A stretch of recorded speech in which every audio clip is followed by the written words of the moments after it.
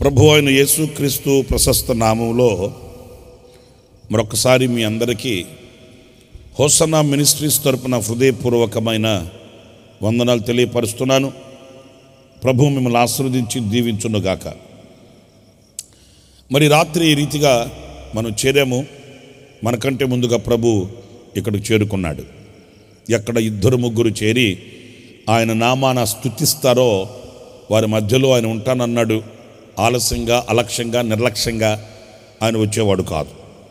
తమ బిడ్డలు అక్కడికి చేరుకోక మునిపే గలిలయకు వెళ్ళి ఆయన ప్రజల కొరకు ఆయన వేచి చూచిన, ఎదురు చూచిన కరుణామూర్తి, కరుణా సంపన్నుడు, కృపా సత్య సంపూర్ణుడు, మనం ఆరాధించే మన ప్రభు అయిన యేసుక్రీస్తు. అందుచేత ఈ రాత్రి మరి ఈ రీతిగా మనం చేరాము అని అంటే ఆయన మనల్ని రెక్కల మీద ఇక్కడికి తీసుకుని వచ్చాడు, మోసుకొని వచ్చాడని చెప్పడంలో సందేహం ఏమీ కూడా లేదు. మరి రాత్రి కొద్ది నిమిషాలు నేను దేవుని మాటలు చెప్తాను. కొద్ది నిమిషాలు అంటే కొద్ది నిమిషాలు ఏమి కాదు, మామూలుగా అంటాం కనుక అంటున్నాను ఆ మాట.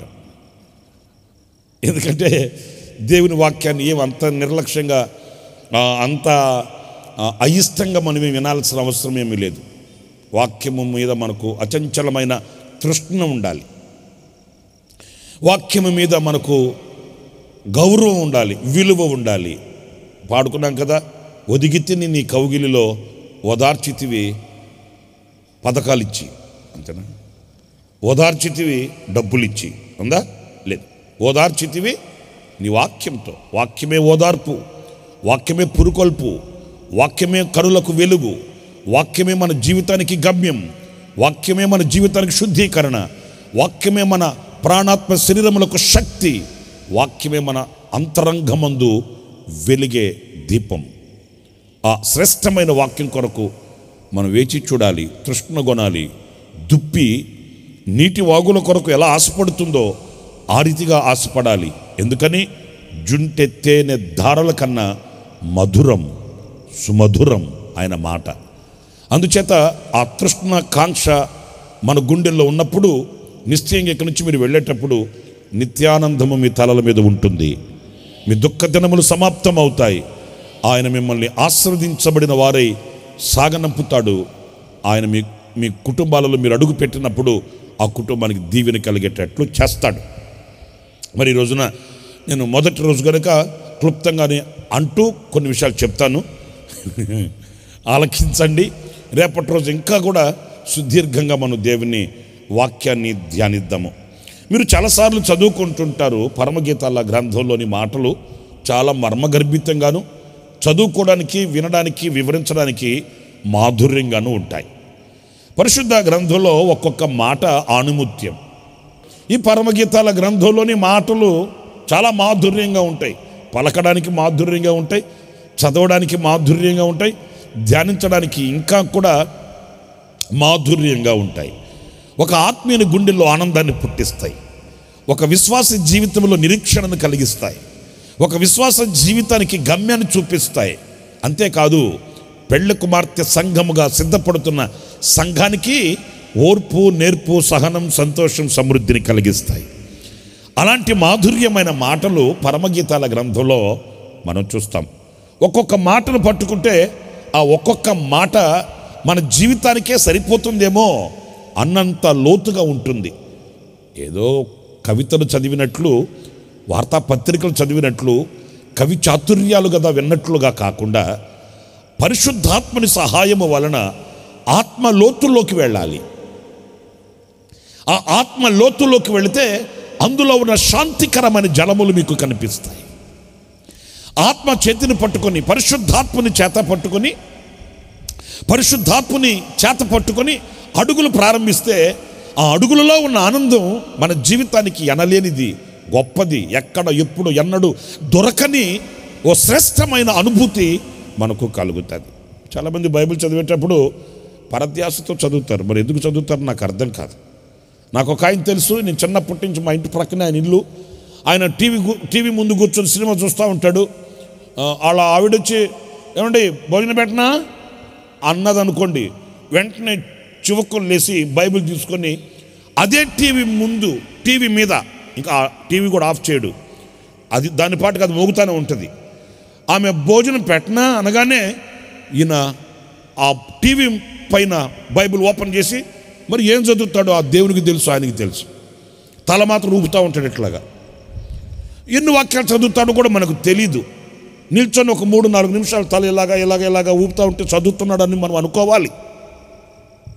ఇక ఆయన టార్గెట్ ఏంటో మనకు తెలియదు. కానీ ఆ తర్వాత అలాగా ఒక 4-3 నిమిషాలు ఊపి చదివేస్తాడేమో. బైబిల్ మోతేసి కూర్చొని పెట్టు అంటాడు. ఆమె భోజనంలో పళ్ళెంలో భోజనం పెడితే మరలా టీవీ చూసుకుంటూ భోజనం చేస్తాడు. మరి ఎందుకు బైబిల్ చదివినట్టు మనకు అర్థమై సావదు. ఎందుకంటే అదొక మా లోకం, మనమేమో ఈ లోకం. మనకేమర్థమైంది వస్తుంది అంటే ఆయన ఆచారం బైబిల్ చదవాలి, భోజనం చేసేటప్పుడు బైబిల్ చదవాలి. ఎందుకు? తినింది అడిగేదానిక ఏమో తెలీదు. ఆయన ఆచారం. ఇంకొంతమంది ఉదయాన్నే లేకగానే ఒక బైబిల్ పక్కన పెట్టుకొని అలాగ ఓపెన్ చేసి ఒక వాక్యం చదువుతారు, ఆ తర్వాత బైబిల్ని అంటారు. ఏమో మనకి తెలీదు, ఎందుకు చదివారో ఏం చదివారో మనకు తెలీదు. ఇలాగ ఆచారంగా చదివే వాళ్ళు, ఆచార భక్తులు కొంతమంది ఉంటారు. నేను వాళ్ళ గురించి నేను చెప్పదలుచుకోలేదు. ఇంత ఖర్చు పెట్టి లైట్లు కట్టి మైకులు పెట్టి వాళ్ళ గురించి నేను బోధ చేయడానికి రాలేదు. ఆత్మీయుని యొక్క ఆధ్యాత్మికమైన విలువలు వేరుగా ఉంటాయండి. ఒక ఆత్మీయుడు దేవుని వాక్యం దగ్గరకు వెళితే వాక్యం అనే మెట్టు దిగి రావడానికి ఇష్టపడడండి. అతని కాళ్ళు అక్కడ బంధించబడిపోతాయి. ఎందుకంటే ఒక్కొక్క మాట అణుముత్యంలాగా ఉంటుంది. ఆత్మీయుని యొక్క అడుగులు కిందకి దిగడానికి సాహసించు. ఇంకా అక్కడి నుంచి ఎక్కి వెళ్ళాలి, ఇంకా ఎక్కి వెళ్ళాలి. ఇందులో ఏమి దాచబడి ఉంది, ఇందులో ఏమి నిక్షిప్తమై ఉన్నదన్న ఆశ అతని గుండెల్లో రేకెత్తిస్తుంటుంది. ఇక ఒక ప్రేమ కావ్యం కథ చదివినట్లు హత్తుకుంటాడు గుండెకు వాక్యాన్ని. హత్తుకున్న వాక్యం గుండెల్లోకి ప్రవాహమై ప్రవహిస్తుంది, జీవ ఊటగా పొంగి పొర్లుతుంది. ఇది ఒక ఆత్మీయుని యొక్క స్టేటస్. ఇది ఒక ఆత్మీయుని గుండెల్లో ఉన్న అనుభూతి. ఈ ఆత్మీయత లేని వానికి యెహోవా నా కాపరి, నాకేమీ లేదు, అంతకుమించి ముందుకు రాడు. ఇంకా స్త్రీలు, మహిళా మండలి మీరైతే నా పిండి పిసుకు తొట్టే, నూనె బుడ్డే, ఇంకా అది ఆ వాక్యమే కదా చెప్పేది, ఆ వాక్యమే కదా చదివేది. నీ ఆహారమును పానీయమును దీవిస్తాను, నీ గంపయు నీ పిండి పిసుకు తొట్టే, నూనె బుడ్డే అయిపోదు, తరిగిపోదు, తరలిపోదు. ఇదే కదండి. ఇక ఆ 4 వాక్యాలకి ముడిగట్టుకొని బైబిల్ పట్టుకొని నేను కూడా క్రైస్తవుడినే అనేది ఆచారం. కానీ ఒక ఆత్మీయుని మనసు అలాంటిది కాదు. ఆత్మీయుని మనసులో ఎన్నో జ్ఞాపకాలు నిలిచిపోయి ఉంటాయి. ఆత్మీయుని యొక్క మనసులో ఎన్నో చెలరేగుతున్న ఆశలు అణగదొక్కబడతాయి.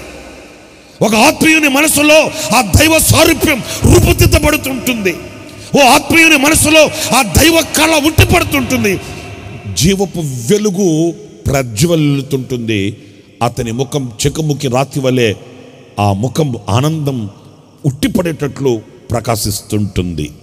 మీరు చూడండి, ఇంకా కావాలంటే కొంతమందిని చూస్తే ఇట్టే గుర్తుపట్టేయచ్చు, ఇతను ఈమె ఆత్మీయురాలు, ఆత్మీయుడు అని ఇట్టే గుర్తుపట్టేయచ్చు.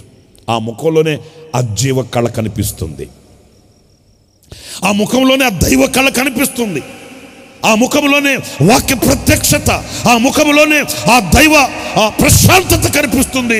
అతని జీవితంలో అతను అనుభవించిన అనుభవాలన్నీ కూడా అతనిని లోతైన అనుభవాల్లో నడిపించిన తీరు కనిపిస్తుంటుంది. ఈ రాత్రి నా ప్రియమైన సహోదరులారా, అలాంటి ఆత్మీయ గీతికలో ఒక మాట మీరు పరమగీతాల గ్రంథం 7వ కీర్తన మొదటి చరణాన్ని, మొదటి పల్లవిని చదువుతారండి. ఆ మాటలు జాగ్రత్తగా చూడండి. రాజకుమార పుత్రిక, నీ రక్షలతో నీవెంత అందముగా నడుచుచున్నావు. చాలండి, ఇది చాలా శ్రేష్టమైన అమూల్యమైన మాట. ఈ పూట నేను వివరిస్తాను, మీరు జాగ్రత్తగా వినండి. ఇక్కడ రాజకుమార పుత్రిక, నీ పాదరక్షలతో నువ్వు ఎంత అందంగా నడుచుచున్నావు. నేను చెప్పాను కదా, ఈ మాటలు ధ్యానించడానికి, తలపోసుకోవడానికి, వివరించడానికి ఎంత మాధుర్యంగా ఉంటాయో. ఇక్కడ రాజకుమార పుత్రిక అనే మాట మనం గమనిస్తే ఎవరి పుత్రిక అనంటే సార్వత్రికమైన సంఘం. ఎందుకు రాజకుమార పుత్రిక అయింది అనంటే ఈ రాజకుమార పుత్రిక కొరకై పవిత్రుడైన దేవుడు రక్తం కార్చాడు, ఆయన సొంతం చేసుకున్నాడు. విలువైన పవిత్రమైన పరిశుద్ధమైన నిష్కాపట్యమైన నిష్కళంకమైన రక్తం కార్చి విశ్వాసము వలన ఆయన ఈ సంఘాన్ని కుమారునిగాను కుమార్తెగాను ఆయన పిల్లలుగా మార్చుకున్నాడు. ఈ రాజకుమార పుత్రికను గూర్చి ఆయన ఇచ్చే ప్రశంస ఏంటి అనంటే నువ్వు ఎంత నీ పాదరక్షలతో నువ్వు ఎంత అందంగా నడుస్తున్నావు. కొంతమంది దీనిని వేరే ధోరణిలో ఒకవేళ ఆలోచించినప్పటికీ ఆత్మ ప్రత్యక్షత కలిగిన వాని మనసులో మెదలవలసిన ఆలోచన ఏంటి అనంటే నీ పాదరక్షలతో నీ సమాధానకరమైన జీవిత అనుభవాలతో, పాదరక్షలు కాళ్ళ జోళ్ళు దేనికి సూచన అంటే సమాధానానికి, నీ సమాధానకరమైన అనుభూతితో నువ్వు ఎంత అందంగా నడుస్తున్నావు. కొంతమంది అనకూడదు కానీ వాళ్ళు అక్కడికి వెళ్తే అక్కడ గొడవలండి, కొంతమంది ఎక్కడ నిలిచినా అక్కడ గొడవలండి. వాళ్ళకి సమాధానకరమైన అనుభూతి తెలియదండి. వాళ్ళు పిశాసులు కాదు, విశ్వాసులే. వాళ్ళు దేవుని చర్చికి దేవుని మందిరానికి వెళ్ళేవాళ్ళే. నేను చెప్పాను కదా, బైబిల్ చదివేవాళ్లే, వాక్యం వినేవాళ్లే, పాటలు పాడేవాళ్లే, కానుకలు ఇచ్చేవాళ్లే. కానీ వాళ్ళ పాదరక్షలు కలిగిన వాళ్ళు కాదు. ఈ సమాధానకరమైన జోళ్లు తగిలించుకొని ఈ సమాధానకరమైన అనుభవాలలో తమ ప్రియునికి పత్రికలుగా సాక్షులుగా నిలిచిన వాళ్ళు కాదు. వాళ్ళు ఎక్కడ నిలిచిన గొడవలు. ఇంకా గొడవల సంగతి నేను చెప్పాలనా మీరు వినాలనా ఏంటండి? దానికి కారణాలు అవసరం లేదు. దానికి మరలా వేరే కారణాలు తీసుకుని వచ్చి పెట్టాల్సిన అవసరం లేదు. వాళ్ళ మనసే అలాంటి అల్లరితో కూడిన ఈర్ష్యలతో కూడిన స్వభావాలండి.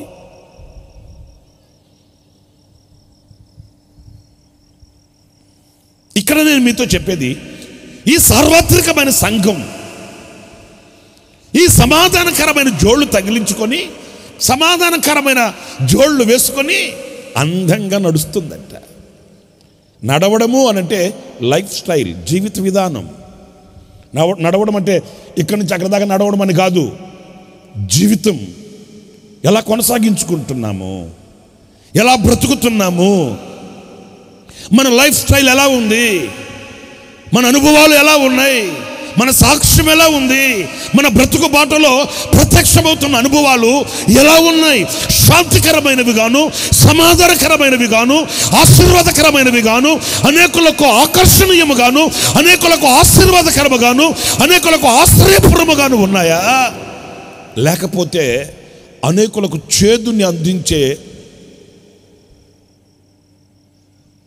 బ్రతుకులు జీవితాలుగా ఉన్నాయా? నా ప్రియ సహోదరులారా, ఆలోచించండి. ఈ అందముగా నడుచుచున్నది అనే మాట కాస్త గనక మనం అన్వయించుకోగలిగితే ఈరోజు నేను ఎలా నడుస్తున్నాను, ఎలా బ్రతుకుతున్నాను, ఎలా నా లైఫ్ స్టైల్ ఎలా ఉంది, నా నడక ఎలా ఉంది. ఇటు సాలమనేడా ఉన్నావా? కూర్చో. ఇదిగో ఈ పాస్టర్ గారు చెప్పాడండి, నేను పోయిన తర్వాత ఆయన అడగండి, నాకు తెలీదు. ఎవరో ఒక అమ్మాయి వాళ్ళ అమ్మని విసిగించి వాళ్ళ అమ్మగారిని ఇంతెత్తు చెప్పులు వేసుకుందంట. వాళ్ళ అమ్మగారు చెప్తూనే ఉందంట, అబ్బాయి మనకు అలవాట్లేని పనులు ఇవి, మనం పొలం చేసుకునే వాళ్ళమి, ఏదో నాట్లు వేసుకుని కోతలకు వెళ్ళి ఏదో మనం పేదవాళ్ళం, మనకి ఎందుకమ్మా అంటే అయ్యో బావోయ్ కుదరలేదో, వాళ్ళు వేసుకోవట్లేదా, వీళ్ళు వేసుకోవట్లేదా, వాళ్ళు తిరగట్లేదా, వీళ్ళు తిరగట్లేదా, నాకు కొని పెడతావా, ఊరేసుకొని చచ్చిపోమాటావా అనిందంట. ఏది ఎత్తు చెప్పుల కొరకు పోరు పడలేక కొని పెడితే వేసుకొని 4 అడుగులు వేసి ముందుకు పడిందంట. ముందున్న 3 పొడ్లు మొత్తం రాలిపోయినాయంట. ఇక ఆయన చెప్పింది నాకు తెలీదు, అడ్రస్లో ఆయన అడుక్కోండి, నాకు ఎందుకు వచ్చిన గొడవ. ఆయన చెప్తుంటే విన్నా, ఒకరోజు వాక్యంలో చెప్తుంటే విన్నా. నేను చెప్పేది ఆ నడక కాదు సుమా. ఈరోజు నువ్వు బైబిల్ పట్టుకొని భక్తిగా ఇదిగో సజీవుడైన దేవుడిని, జీవాధిపతి అయిన దేవుడిని, కరుణా సంపన్నుడైన దేవుడిని, కల్వరిలో రక్తము కార్చిన ఆ ప్రేమామూర్తిని ఆరాధించుచున్నావు అని అంటే నీ జీవితంలో ఏదో ఒక పెను మార్పు సంతరించుకుని ఉండాలి. ఆ మార్పే లేకపోతే నువ్వు క్రైస్తవుడు అనడానికి కుదరదు. ఆ మార్పే లేకపోతే క్రైస్తవ్యంలో ఉన్న ఆశీర్వాదం నీవు పొందుకోలేవు. ఆ మార్పే లేకపోతే క్రీస్తులో ఉన్న సుగుణములకు నీకు సంబంధం లేదు. మరి రాత్రి మన లేఖనాల్లో మనం చదివితే ఒక మాట దావీదుని గురించి మనం చదువుతామండి. దావీదుని గురించి శ్రేష్టమైన ఒక మాట. అది రాజుల మొదటి గ్రంథం 15వ అధ్యాయం 4-5 వాక్యాలు చదివినప్పుడు, దావీదు హిత్తీయుడైన ఊరియా సంగతి యందు తప్ప తన జీవిత దినములన్నీయు అతడు ఆ ఒక్క పొరపాటు విషయంలో తప్ప తన జీవిత దినములన్నీయు, చూసారండి, అతను బ్రతికిన దినములన్నీ కూడా యెహోవా దృష్టికి యథార్థముగా నడుచుకొనుచు. ఎలా నడిచాడంటండి? అందరు చెప్పండి. అందంగా నడవడం అంటే ఏంటి? అడుగులు అడుగేసుకుంటూ శుతిమెత్తగా ఇంతెత్తున భూమికి అంతెత్తున మనం అడుగులు వేయాలి, భూమికి అంతెత్తున ఉండాలి అని కాదు సుమా. ఈ వాక్యంలో వ్రాయబడిన మాట దావీదును గురించి. అతడు జీవిత దినములన్నీ కూడా ఎలా నడిపించబడ్డాడు? యథార్థంగా నడిపించబడ్డాడంట. ఈ యథార్థమైన నడక, ఈ యథార్థమైన సత్ప్రవర్తన ఏం కలుగు చేసింది అతనికి? చదవండమ్మా.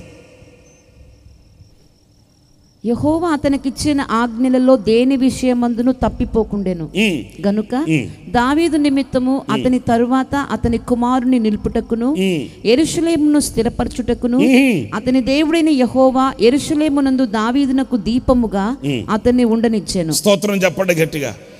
ఈరోజు మనమేమో నీళ్ళ బుడ్డి పక్కన పెట్టుకొని, పెద్ద బైబిల్ ఓపెన్ చేసుకొని, పాటల పుస్తకాలు 3 పెట్టుకొని, క్యాలెండర్లు గోడకు తగిలిచ్చి ఇక పాడే పాటలు చూడాలి, చేసే ప్రార్థన చూడాలి. వీళ్ళు పాడే పాటలకి కప్పు లేచిపోతుంటుంది, టాపు లేచిపోతుంటుంది. వీళ్ళు చేసే ప్రార్థనకి భూమి దడిచిపోతుంటుంది. పాటలకి టాపు లేచిపోయినా, కన్నీళ్ళకి భూమి దడిచిపోయినా ఆశీర్వాదం మాత్రం దిగిరాదు. వింతగా ఉంది కదా నేను మాట్లాడే మాట. వాస్తవం నేను చెప్పే మాట. 8 సంవత్సరాలు, 10 సంవత్సరాలు, 15 సంవత్సరాలు, 25 సంవత్సరాలు సమస్యలుగానే ఉంటున్నాయి. ఇబ్బందులు కొలిమిగానే ఉంటుంది. నిట్టూర్పు నిస్పృహలుగానే ఉంటున్నాయి. ఎండిన జీవితం ఇంకా మోడిబారిపోతుంది. చిగురించిన అనుభవాలు కనిపించట్లే. ఎందుకనంటే యథార్థత లేకుండా, దేవుని ఎదుట నీవు యథార్థుడవై నడవకుండా, యథార్థత కలిగిన ఆ అందమైన నడక నీవు నడవకుండా, నీవు చేసే ఏ ప్రార్థన అయినా, నీవు చేసే ఏ ఆరాధన అయినా, నీవు చేసే ఏ సత్క్రియ అయినా అది ఆశీర్వాదానికి మూలం కాదు అనే సంగతి ఈ రాత్రి గ్రహించాలి. హిజ్కియా రాజు ఉన్నాడు. ఆ హిజ్కియా రాజుకి ఒక ఆపద వచ్చిందండి. ఎలాంటి ఆపద అంటారా? ఏ నరుడు కూడా తప్పించలేని ఆపద. మీరు చాలాసార్లు ఈ మాటలు చదువుంటారు. ఈ బాణిలో చెప్తున్నాను వినండి. ఏ నరుడు కూడా తప్పించలేని ఆపద. ఇప్పుడు చూడండి, దేవుడే నీ ఇంటిని సర్దుకో, అయిపోయింది నీ జీవిత దినాలు, నీ ముగింపు వచ్చేస్తుంది, నీ ఇంటిని చక్కబెట్టుకో అని చెప్తే ఏ డాక్టర్ అయినా బ్రతికిస్తాడా? మీరు చెప్పండి. దేవుడు రమ్మంటే ఉండమనే డాక్టర్లు ఎవరన్నా ఉన్నారా? దేవుడు లెక్క రాసి ముగిస్తే లేదండి లెక్క ముగించకూడదు, ఇంకా పొడిగించు, నేను పొడిగిస్తా అనే గొప్ప శక్తి కలిగిన సామర్థ్యత గల వాళ్ళు ఎవరైనా ఈ లోకంలో ఉన్నారా? ఎవరు లేరు. ఆయన రమ్మనక మునిపి పంపించే వాళ్ళు ఉన్నారు. కానీ నవ్వుతారేంటి? కొన్ని ఉన్నాయి, అనకూడదు, చెప్పకూడదు. కానీ నేను ఆ హాస్పిటల్ అన్నీ కాదు, కొన్ని 1 వే ట్రాఫిక్. అంటే అర్థం ఏంటంటే అందులోకి వెళ్ళడమే తెలుసు కానీ మరలా సజీవులై రావడం తెలియదు. ఇక వెళ్ళేటప్పుడు కారులో కూర్చొని వెళ్తారు, వచ్చేటప్పుడు డిక్కీలో పెట్టుకొని వస్తారు ఆయన్ని. ఇప్పుడు ఆయన రమ్మనక మునిపే పంపించే నాథులు, యోధులు ఉన్నారు. కానీ ఆయన రమ్మంటే నిలిపేవాడు ఎవడన్నా ఉన్నాడా?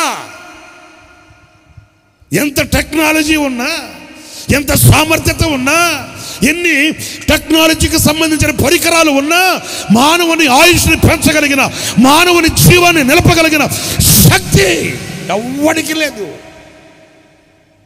డాక్టర్లు కూడా పాపం అది ఎరిగి, అది తెలుసుకొని ఏమని చెప్తారో తెలుసా? ఏమండి, మా ప్రయత్నాలు మేము చేస్తాము, ఇంకా పైనన్నోడు దయదల్చాలని చెప్తారు. వాళ్ళు కూడా ఎందుకు వచ్చిన గొడవ, ఇంకో మాట ఏమంటారంటే ఆ భగవంతుడు దయండి అని చెప్తారు.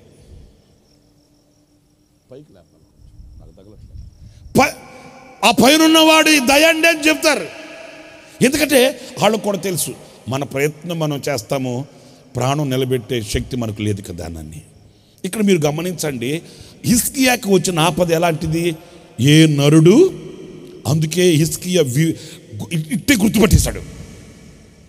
ఇప్పుడు మనం ఎవరి దగ్గరికి వెళ్ళినా ఏమి మనకు మేలు కలగదని వెంటనే ప్రభు వైపు తిరిగి ఒక మాట అన్నాడు. ఆ మాట ఇప్పుడు మనకు కావాలి. ఏమన్నాడంటే, నాయనా నేను మా ఊర్లో 3 చర్చిలు కట్టించాను కదా ప్రభువా, నాయనా కిస్మిస్కి 25 అడుగులు స్టార్ కట్టించి డ్యాన్స్ పిల్లలు తీసుకొచ్చి డ్యాన్స్ వేయించాను కదా ప్రభువా. మీకు అర్థమవుతుందా? అదే ప్రభువా, కిస్మిస్కి సున్నం కొట్టించి మొత్తం వాక్యాలు రాయించి కిస్మిస్కి అన్నదానం చేసి పుచ్చిపోయిన వంకాయలు తీసుకొని వచ్చి పులుసు పెట్టి అన్నం పెట్టాలి అందరికీ. అదే ప్రభువా, విధవరాళ్ళకి పేదలకి వస్త్రాలు అని చెప్పి 30 రూపాయల చీరలు తీసుకొని వచ్చి 30 రూపాయల చీరలు వచ్చి ఫోటోలు తీసి పేపర్లో వేయించుకోవాలా ప్రభువా? కాదు, జీవము కలిగిన దేవునితో, చూచుచున్న దేవునితో, హృదయ రహస్యాలు ఎరిగిన దేవునితో హిజ్కియా చెప్పిన మాట ఏంటో తెలుసా? నేను ఎంత అందంగా నీ సన్నిధిలో నేను నడిచాను, నేను నా పాదరక్షణతో నేను నీ సన్నిధిలో ఎలా నడిచానయ్యా, నా నడక ఎలాంటిదయ్యా, నా జీవితం ఎలాంటిదయ్యా, నేను ఎవరి మీద ఆధారపడ్డానయ్యా, ఎవరిని ఆనుకొని బ్రతికానయ్యా, ఎవరి సన్నిధిలో ప్రార్థించేవాడినయ్యా, ఎవరిని ఆలోచన చొప్పున రాజ్యాన్ని పరిపాలించేవాడిని, ఏ ఆలోచన చొప్పున నా జీవితాన్ని కట్టుకున్నవాడిని. నీకు తెలియదా? ఈ రాత్రి నా ప్రియ సహోదరులారా, అలా మాట్లాడగలిగిన దమ్ముందా ఈరోజున నీకు? ఎవని ఆలోచన చేత నా జీవితాన్ని కట్టుకొని, ఎవని ఆలోచన చేత నా బ్రతుకుని మలుచుకొని, ఎవని ఆలోచన చేత నా కుటుంబాన్ని స్థిరపరచుకొని, ఎవని ఆలోచన చేత నా రాజ్యాన్ని నడిపించానో నీకు తెలియదా? దేవుని యొద్ద నుంచి వెంటనే సమాధానం వచ్చింది. చప్పట్లు కొట్టకపోయారా? ఒక మాట చెప్పనా, ఆ అందమైన నడక వెంటనే సమాధానాన్ని తీసుకుని వస్తుందండి దేవుని యొద్ద నుంచి. Praise the lord. చెప్పండి గట్టిగా హల్లెలూయా, హల్లెలూయా. ఆ అందమైన యథార్థమైన నడక దేవుని యొద్ద నుంచి శుభకరమైన సమాధానాన్ని, శుభకరమైన ఉత్తరాన్ని చేరువ చేసింది. ఆయుష్ పొడిగించబడింది. అంతేకాదు, ఈ వాక్యంలో మనం గమనిస్తే యథార్థంగా ఆయన నడుస్తూ వచ్చాడట. ఆ యథార్థమైన జీవితం మీరు లేఖనాలు గమనిస్తే అతనికి మాత్రమే కాదంట. మీరు ఆ 5వ వాక్యం చూడండి. దావీదు నిమిత్తము అతని తరువాత అతని కుమారుని నిలుపుటకును. ఆ మైక్ ఆన్ చేయకపోయామంటారా?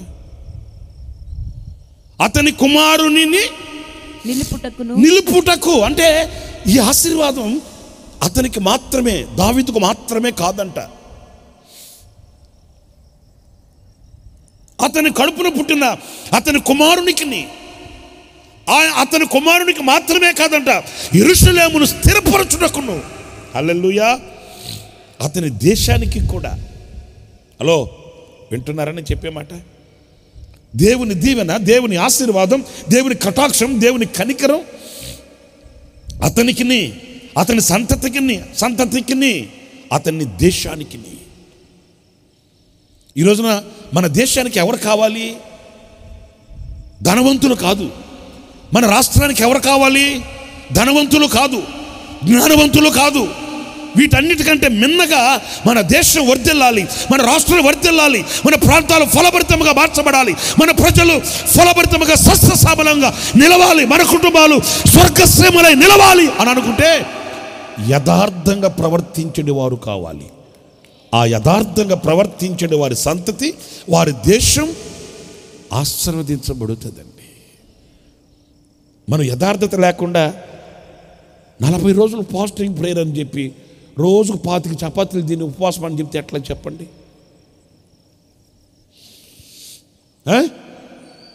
నన్ను ఇలాగే పిలిచారు ఉపవాస ప్రార్థనకి, ఆఖరి రోజున మీరు రావాలండి, ఆశీర్వాదంతో ముగించాలండి అన్నారు.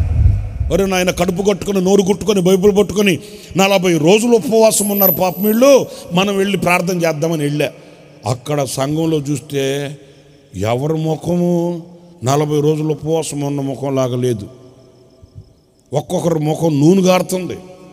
దానికి తగ్గట్టు మళ్ళీ ఆఖరి రోజు కదా కొంచెం మేకప్ వేసుకొని వచ్చినట్టున్నారు అందరూ. ఆరంగంలో పొగడేరు కొట్టొస్తే ఎవడు ముఖం చూసినా 40 రోజులు ఉపవాసం ఉన్న ముఖంలాగా లేదు. ఇంకా మీరు మరోలా భావించొద్దు. అసలు ఆ సంఘ కాపర్ పాస్ట్ గారు ఉన్నాడే, ఆయనైతే షూటు బూటు హ్యాటు వేసుకొని ఆయన ఫుల్ మేకప్లో ఉన్నాడు. మరి ఇక్కడ 40 రోజులు ఉపవాసం ఉన్న భక్తుడు ఎవరయ్యా అని ఉండబట్టలేక కడుపు చీల్చుకొని ఆయన్ని అడిగా. పాస్టర్ గారండి ఇక్కడ 40 రోజులు ఉపవాసం ఉన్న భక్తుడు ఎవరయ్యా అంటే ఆయన అన్నాడు, 40 రోజులు అని పెట్టానన్నా, ఎవరు ఎన్ని రోజులు ఉంటే వాళ్ళ ఇష్టం. ఓహో ఇదేదో క్లారిటీ తీసుకోవాలి మనం అనుకో. నేను వాక్యం చెబుతూ సంఘాన్ని అడిగా. ఏమని అడిగానంటే, వరుసగా 10 రోజులు ఉపవాసం ఉన్నోళ్ళు చేయొద్దండి అన్న. ఒక్కరు చేయెత్తితే మీ మీద ఒట్టు. సరే 5 రోజులు ఉపవాసం ఉన్నోళ్ళు ఎవరన్నా ఉంటే చేయొత్తమన్నా. ఎవడన్నా చేయెత్తితే నా మీద ఒట్టు. పోనీ 3 రోజులు ఉపవాసం ఉన్నవాళ్ళు ఎవరన్నా చేయొత్తండి అన్న. ఎవడన్నా చేయెత్తితే స్టేజీ మీద ఉన్న పాస్టర్ల మీద ఒట్టు. ఎవడో చేయొత్తట్లా. మరి బోర్డు ఏం కట్టారు, వాల్ పోస్టర్ ఏం వేశారు, ఫ్లెక్సీ మీద ఏం రాశారు, 40 రోజులు ఉపవాస ప్రార్థన. ఎవడు నేను అంటాను, ఈ యథార్థత లేని ఈ ప్రార్థన జవాబు తీసుకొని వస్తుందా? మీరు చెప్పండి. వాళ్ళు 40 రోజులు బోర్డు కట్టుకుని మేము 40 days ఫాస్టింగ్ ప్రేయర్ చేసిన సంఘం అని చెప్పుకున్నా సంఘంలో సత్తువు ఉండదు, సంఘంలో సారం ఉండదు, ప్రార్థనలో ప్రతిఫలం ఉండదు. యథార్థంగా మాట్లాడు, యథార్థంగా ప్రవర్తించు, యథార్థంగా అడుగులు వేయి. నీ నోటి మాట నోట్లో నుంచి జాలు వారకమనిపే పరలోకపు ధననిధి తెరవబడుతుంది. పరలోకపు తూమెళ్ళు విప్పబడతాయి. నా దేవుడు నీ కొరకు ఆకాశపు తూమెళ్ళు విప్పుతాడు. ఆయన యొద్ద నుంచి శాంతికరమైన సమాధానం నీ చెవిన వినబడుతుంది. నీకు ప్రతిఫలం కలుగుతుంది. నీకు ఆయన శ్రేయస్కరమైన ఆశీర్వాదాన్ని కలిగించడానికి నీకెంతో దూరాన్ని కాదు, నీ గడప దగ్గరే కాసుకొని ఉంటాడు ఆయన. కొంతమంది యథార్థంగా నడిపించబడట్లే. మీకెందుకు ఈ చరిత్రలోనే చెప్తాను చూడండి. నాతాను ప్రవక్త వచ్చాడు దావీదు దగ్గరికి. ఎంత శృతిమెత్తగా మాట్లాడాడో. ప్రవక్తకి ఆ జ్ఞానం ఉంటుంది కదా. రావడం నీ చూపు బాగుందా, నీ నడక బాగుందో అనుంటే ఈ విమానమోత మోగేది. కొంతమంది దెబ్బలు తినేది ఇట్లాగే. నేను అనకూడదు కానీ జ్ఞానం లేక, దైవ జ్ఞానం లేక రోగి దగ్గర ఎలాగ మాట్లాడాలి, అధికారి దగ్గర ఎలా మాట్లాడాలి అర్థమవుతుందా?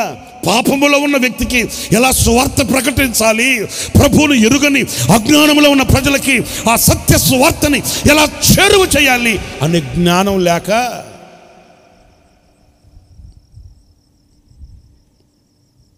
యవనస్తుడు చచ్చిపోయాడు. కుటుంబం అంతా అల్లకల్లోలం అయిపోయింది. సమాధుల తోటకి తీసుకుని వెళ్ళి ఆ యవనస్తుడిని పాతిపెట్టి ఆ సమాధి దగ్గర పాస్టర్ గారు ప్రార్థన చేస్తాడంట. పరలోకమందున్న మా తండ్రి, మా అనుదిన ఆహారం మాకు దయచేయి నాయనా. ఎక్కడ? సమాధుల తోటలో నీకు ఆకేసి, అరిటాకేసి, అప్పడం వేసి, పప్పు చారు రసం వేసి అరటికాయ బజ్జి చేస్తే తింటావా? జ్ఞానం ఉండద్దండి.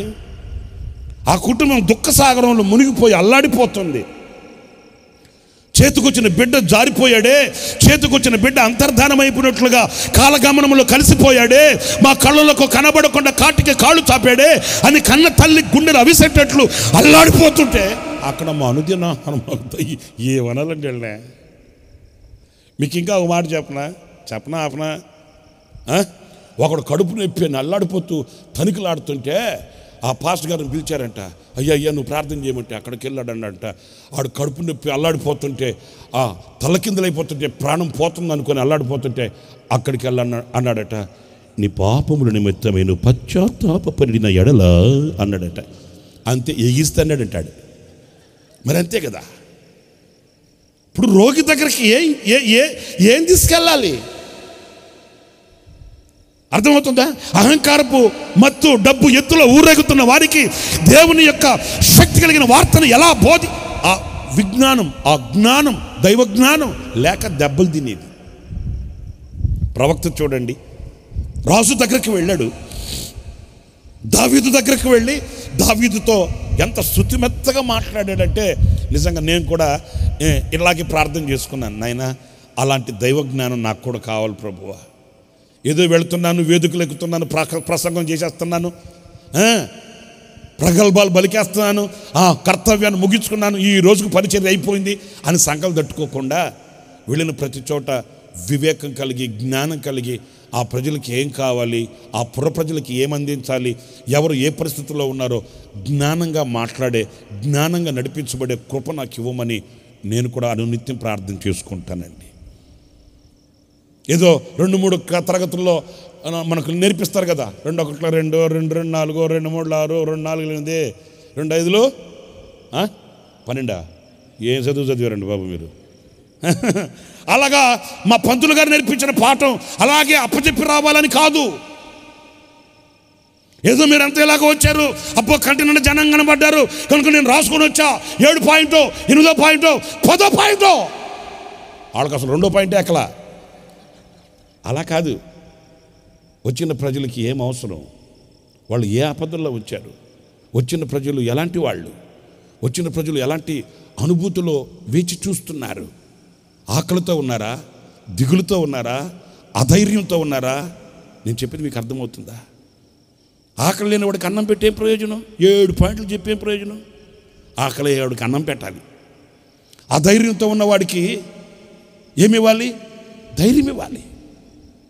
కృంగిన వానికి ఏమి ఇవ్వాలి? చేయూతనివ్వాలి. అది దైవ జ్ఞానం, డివైన్ నాలెడ్జ్. అప్పుడే ఫలితాన్ని చూడగలుగుతాం, అప్పుడే రిజల్ట్ చూడగలుగుతాం, అప్పుడే ఆ పంటలో 100 ఫలాన్ని అనుభవించగలుగుతాము. మీకు అర్థమవుతుందా? యవనస్తులతో ఎలా మాట్లాడాలి, భర్తతో ఎలా మాట్లాడాలి, కుమార్తెతో ఎలా మాట్లాడాలి, కుమారుడితో ఎలా మాట్లాడాలి, జ్ఞానం ఉండాలి. లేకపోతే కుటుంబం విచ్ఛిన్నమైపోద్ది. భర్తతో ముచ్చటించవలసిన విధానం ఏంటి, భార్యతో మాట్లాడవలసిన విధానం ఏంటి, ద సేమ్ టైం కుమార్తెతో ఎలా మాట్లాడాలి, కుమారునితో ఎలా మాట్లాడాలి, ఇరుగు పొరుగుతో ఎలా మాట్లాడాలి, ఒక దైవ సేవకుడితో ఎలా మాట్లాడాలి. పల్లెటూరుకి వెళ్ళాడంటే యేసన్న గారు వాక్యం చెప్పాడు, అయిపోయింది.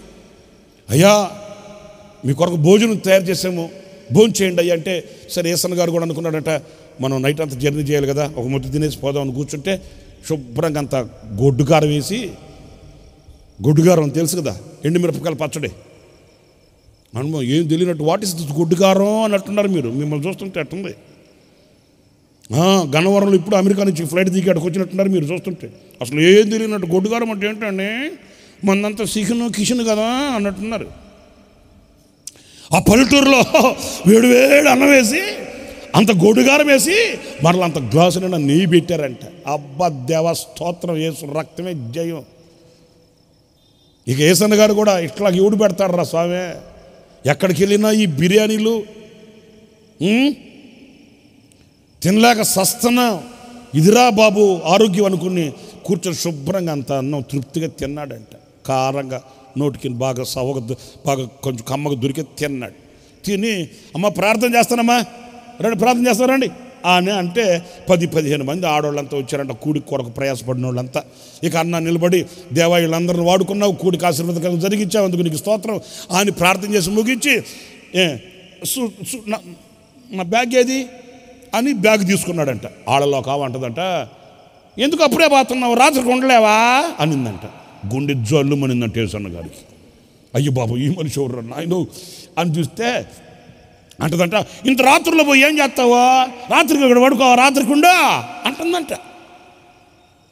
అరే బాబు ఈ నాయన ఏంట్రా ఈ మనిషి మాట్లాడుతుందని వంగి ఆ బ్యాగ్ తీసుకోకపోతే అంటదంట, అమ్మే ఆ బ్యాగ్ తీసి దాచిపెట్టమ్మే, ఎక్కడికి పోతాడు. అయ్యో పాప ఎవరితో ఏం మాట్లాడేది. వెంటనే వెనక్కి తిరిగి అన్నాడట, అన్న ఏం మాట్లాడుతున్నావు, ఎవరితో మాట్లాడుతున్నాను నువ్వు, నేనేమవుతాను నీకు, పోతాడు ఆ బ్యాగ్ తీసి దాచిపెట్టమ్మా అంటున్నావు, ఏమవుతా నీకు, జాగ్రత్త, నోటిని అదుపులో పెట్టుకో.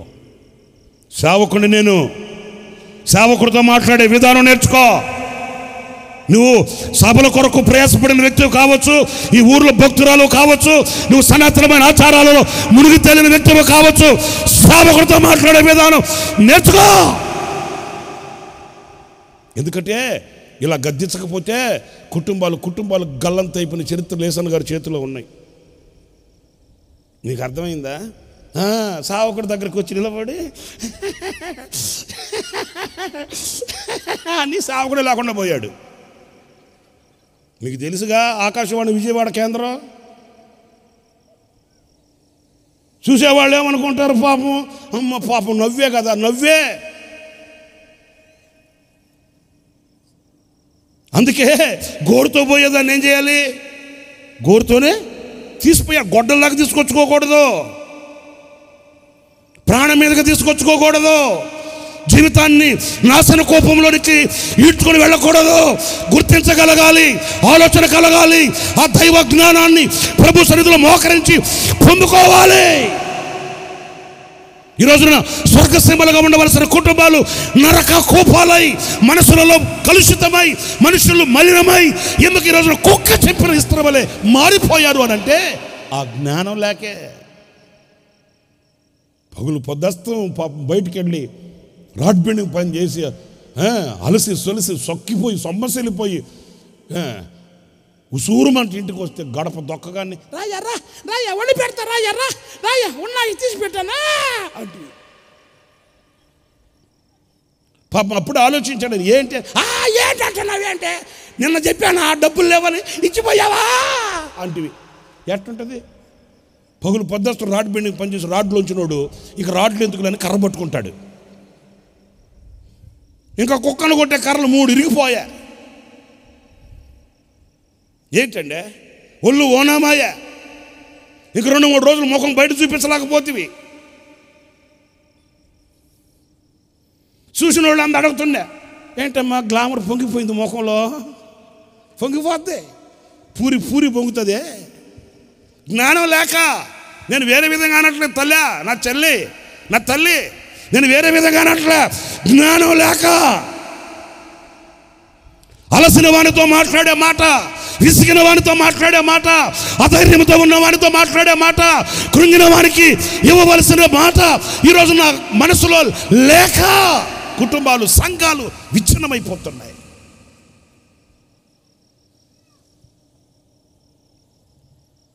మొత్తానికి యేసన్న గారికి ఉడిగిపోయిందంట రక్తం. ఏం మాట్లాడుతున్నావమ్మా, జాగ్రత్తగా మాట్లాడు. సైతాన్ మాటలు సైతానే డబ్బులు ఖర్చు పెట్టి కూటం పెట్టించింది. నవ్వుతారేంటి? మళ్ళా నెయ్యి కూడా తీసుకొచ్చి పెట్టింది.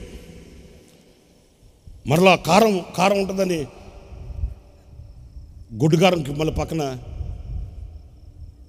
ముద్దపప్పు కూడా పెట్టింది. ఎవరు అది?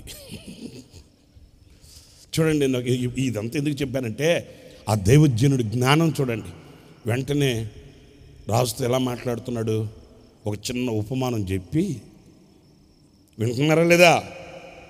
ఒక చిన్న ఉపమానం చెప్పి, రాజా ఈ ఉపమానంలో విలన్ ఉన్నాడు, విలను. ఆ విలన్ ఎవరు అనుకుంటున్నారు? వాడు ఎవడన్నా కానీ తీసుకొని వచ్చి చీల్చి చండాడాలోనే అన్నాడు ఈయన డైలాగు. అనవసరంగా ఎనర్జీ వేస్ట్. వెంటనే ప్రవక్త అన్నాడు, ఆ విలన్ నీవే. గుండె పగిలిపోయింది దావీదుకి. నేనా? ఎస్. చూడండి, ఎంత ఒక ఘోరమైన పాపం చేసిన వ్యక్తిని ప్రభు సన్నిధికి నడిపించే ఆ జ్ఞాన సంపన్నత చూడండి, ఎంత మాధుర్యంగా ఉందో, ఎంత కృప కలిగిన మాట చూడండి. చక్కగా అతన్ని ఆలోచింపచేసి, ఏమండే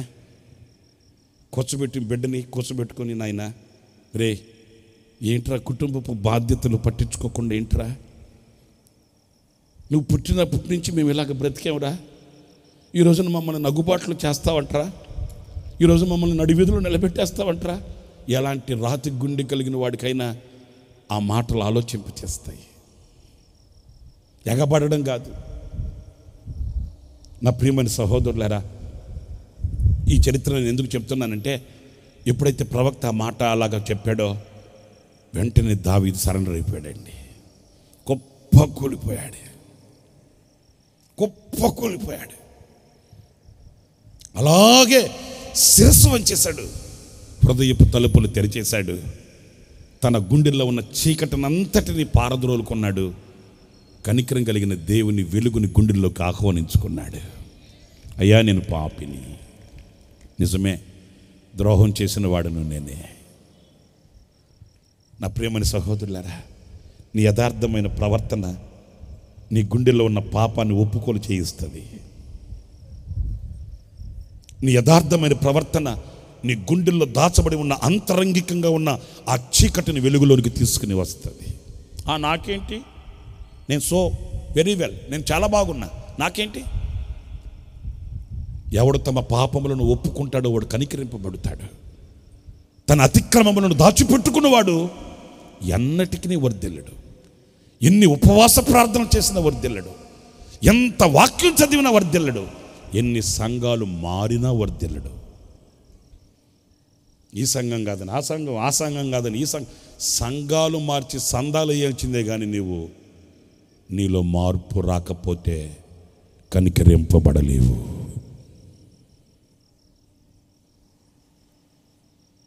నా ప్రియమైన సహోదరులారా, యథార్థమైన ప్రవర్తన. కొందరంట అలా యథార్థమైన ప్రవర్తన కాకుండా, చూడండి ఒక మాట మీరు బైబిల్లో చదువుతారు,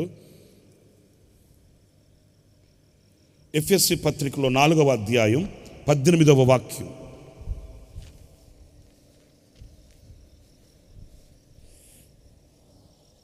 ఎఫెసీ పత్రిక 4:18. తమ హృదయ కాఠిన్యము వలన తమలోనున్న అజ్ఞానము చేత, విన్నారండి, నోటి, తమలో ఉన్న అజ్ఞానము చేత దేవుని వలన కలుగు జీవములో నుండి వేరుపరచబడిన వారై, దేవునిలో ఉన్న జీవములో నుండి వేరైపోయి తమ మనస్సునకు కలిగిన వ్యర్థతను అనుసరించి నడుచుచున్నారు. ఎలా నడుస్తున్నారంటండి? తమ మనసుకు కలిగిన వ్యర్థత, వ్యర్థమైన ప్రవర్తన. వాళ్ళు లోపడరు, తమ పాపముల నిమిత్తమై పశ్చాత్తాపపడరు. నేను ఈ ఊపిలో ఎందుకున్నాను? నా కుటుంబానికి అలా ఎందుకు జరుగుతుంది? నా అడుగులు ఎందుకు తడబడుతున్నాయి? నా విశ్వాస జీవితం ఎందుకు సన్నగిల్లిపోతుంది? లేదండి, వానికి ఆ ధోరణి లేదు. వారు దేవునిలో ఉన్న జీవములో నుండి ఏమైపోతున్నారంట? వేరైపోతున్నారంటండి. దాహము తీర్చిన జీవనది, జీవ మార్గము చూపితివి.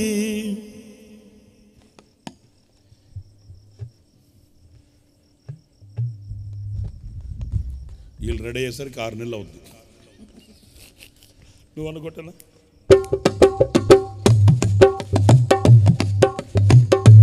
దాహము తీర్చిన జీవనది, జీవ మార్గము చూపితివి.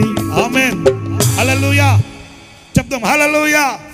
ఆ జీవ నది, ఆ జీవ జలమై ఉన్న ఆ యేసయ్యలో నుంచి వేరై తమ వ్యర్థతను అనుసరించి నడుస్తున్నారంట.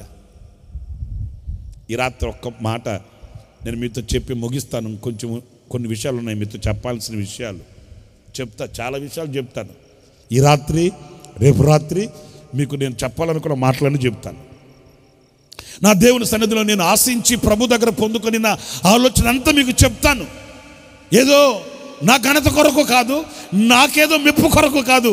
ఇదిగో దేవుడు నాకు ఇచ్చిన మిమ్మల్ని అందరినీ ఒక ఆశీర్వాదకరమైన అనుభూతిలో నా కళ్ళతో నేను చూడాలన్న ఆశతో ఈ మాటలు చెప్తున్నాను. నేను వేరే విధంగా ఏమీ కాదు. దేవుడు నాకు ఇచ్చిన మిమ్మల్ని, మీ కుటుంబాలని ఒక ఉన్నతమైన ఆశీర్వదించబడిన విశ్వాస కుటుంబాలుగా నా కళ్ళతో నేను చూడాలి. దేవుని ఎదుట మీ సాక్ష్యాలు నేను వినాలన్న కాంక్షతో నేను చెప్తున్నాను. ఈ రాత్రి నేను మీతో చెప్పే మాట యథార్థంగా నడిచే అనుభవం, దేవుని సన్నిధిలో ఉన్నది ఉన్నట్లుగా చెప్పి కనికరింపబడే అనుభవం ఉందా? లేకపోతే జీవము కలిగిన దేవునికి వేరైపోయి కొంతమంది ఒప్పుకోరండి, పశ్చాత్తాపడరండి, ఎగబడతారండి. ఏమిటంటా మేము కనబడావా? ఒక యేసన్న గారు సైకిల్ తీసుకొని వెళ్తున్నాడంటే ఎక్కడికో, ఆ సేవ ప్రారంభంలో వెళ్తుంటే అక్కడ ఒక సినిమా హాల్ ఉంది. ఆ cinema hall queue traffic jam చేసేసిందంట. సరే యేసన్న గారు సైకిల్ దిగి నడిపించుకొని వెళ్తుంటే ఆ టిక్కెట్లు కొరకు ఉన్న ఆ సినిమా హాల్ దగ్గర క్యూలో మన చర్చి సంఘ పెద్ద కొడుకున్నాడంట. ఇంక సోత్రమే, ఏం చేస్తాం మరి? ఇప్పుడు ఆ నాన్నని సంఘ పెద్దగా అంగీకరించాం, కానీ కొడుకుని సంఘ పెద్దగా అంగీకరించామా? ఆయన భార్యని సంఘ పెద్దమ్మ అన్నామా? ఆయన్ని సంఘ పెద్దగా పెట్టాం ఆయన సాక్ష్యాన్ని బట్టి, ఆయన సహకారాన్ని బట్టి. అంతేగాని ఆయన భార్యను అంగీకరించలేదు కదా, ఆయన పిల్లల్ని అంగీకరించలేదు కదా. మీకు అర్థమవుతుందో చెప్పే మాట నేను? ఇంటి ఇళ్ళపాదిని సంఘ పెద్ద కుటుంబం అన్నావా? లేలా, అతనిని సంఘ పెద్దగా అంగీకరించాం. ఈ అబ్బాయి క్యూలో ఉంటే యేసన్న గారు చూసి అరే వీడికి ఎంత సిగ్గు లేదు, వీళ్ళ అమ్మగారు వీళ్ళ నాన్నగారు ఎంత భక్తి కలిగిన వాళ్ళు, సిగ్గు లేకుండా వీడు ఇంత సమాజంలో క్యూలో నిలబడుకున్న టికెట్ల కొరకు అని చూస్తూ ఉంటే వాడు తక్కువైనడు కాదు. యేసన్న గారిని ముందుగానే చూసేసి అమ్మ నాయన ఈయన మరలా వదులుకోడరా బాబు అని ఆ ప్రక్కకి తిరిగి ఎవడితో మాట్లాడుతున్నట్లుగా నటిస్తున్నాడంట.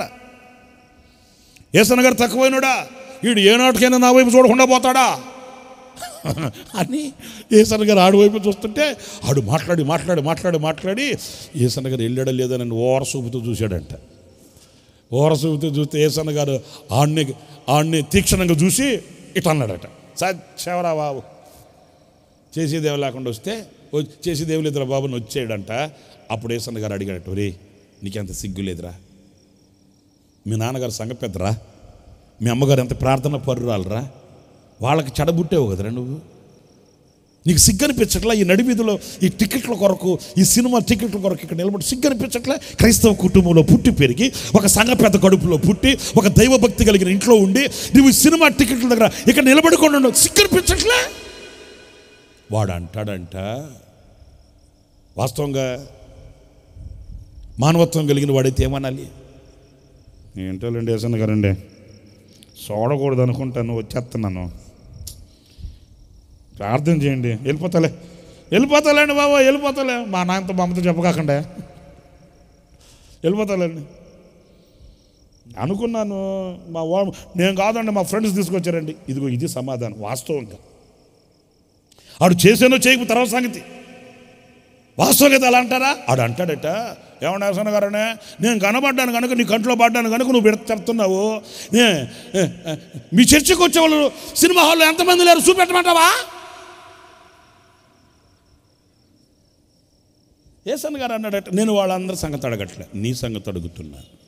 అదేలండి, నేను కనబడ్డాను కనుక అడుగుతున్నావు, నేను కనబడ్డాను కనుక నిలదీసావు, నేను కనబడ్డాను కనుక సిగ్గుందా అంటున్నావు. మీ చర్చికి వచ్చేవాళ్ళే ఎంతమంది ఉన్నారు, ఆ సినిమా హాల్లో ఎంతమంది ఉంటారు, నన్ను బడికి తీసుకురమ్మంటావా?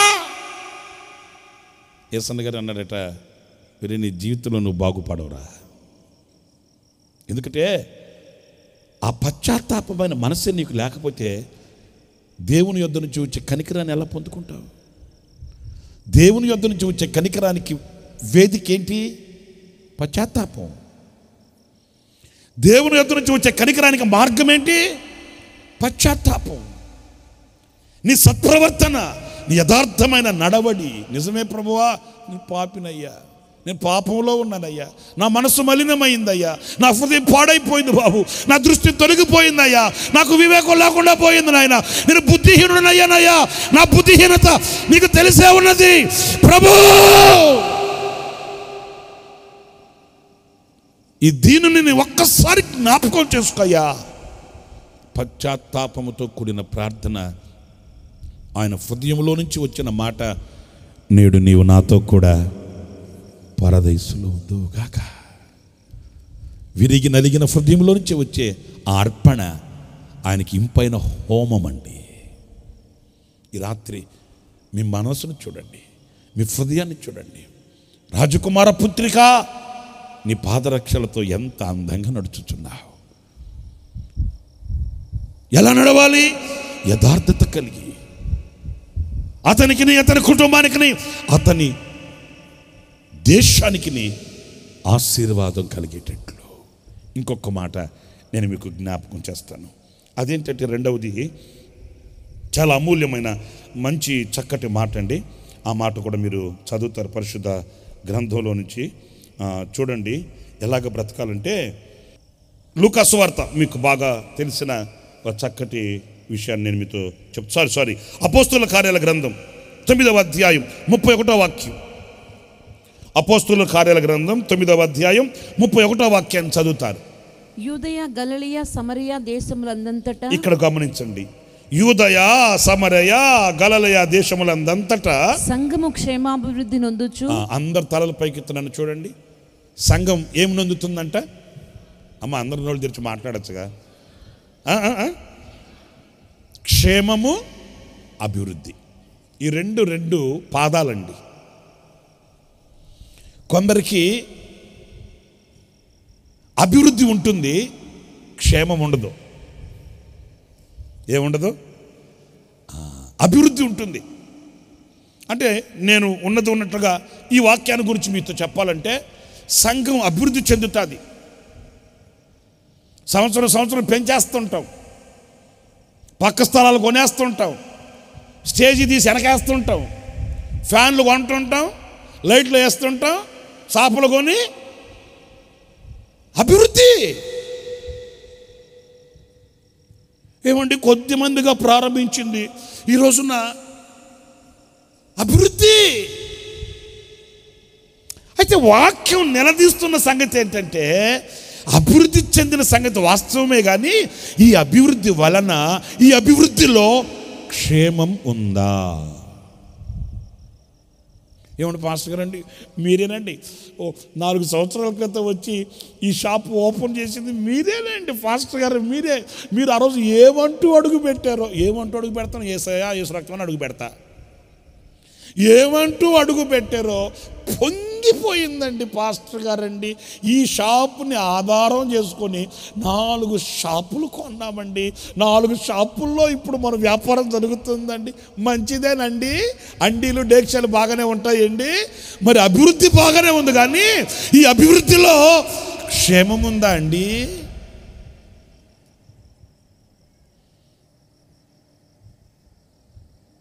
లేదండి. ఇది ఒట్టి అభివృద్ధేనండి. ఎప్పుడు చూడండి, దేవుడిచ్చే ఆశీర్వాదం ఎలా ఉంటుంది అంటే, కృపయు, క్షేమము, అభివృద్ధి, నీతి, యథార్థత, ఇలా జంట పదాలతో జోడీగా కలయికతో కూడిన ఆశీర్వాదం మనకు దేవుని వాక్యంలో కనిపిస్తుంది. కృప, క్షేమం. ఈ కృప క్షేమాన్ని ఇస్తుంది. క్షేమకరమైన జీవితం కృపలో దాచబడి ఉంటుంది. ఇది ఒక అవినాభావ సంబంధం. అయితే ఇక్కడ నేను ఒక మాట చెప్తా. ఇక్కడ ఒక సంఘం కనిపిస్తుంది. అదే సార్వత్రికమైన సంఘం అన్నాను కదా. ఓ రాజకుమార పుత్రిక, ఎలా ఉంది అంటే ఈ సంఘం అంట క్షేమాభివృద్ధి చెందుతుందంట. స్తోత్రం చెప్పండి. అంటే అభివృద్ధి చెందుతూ క్షేమం. ఆ సంఘంలో ఉన్న వాళ్ళందరూ ఆత్మీయులై, ఆ సంఘంలో ఉన్న సభ్యులందరూ ఆధ్యాత్మికమైన విలువలు కలిగిన వారై,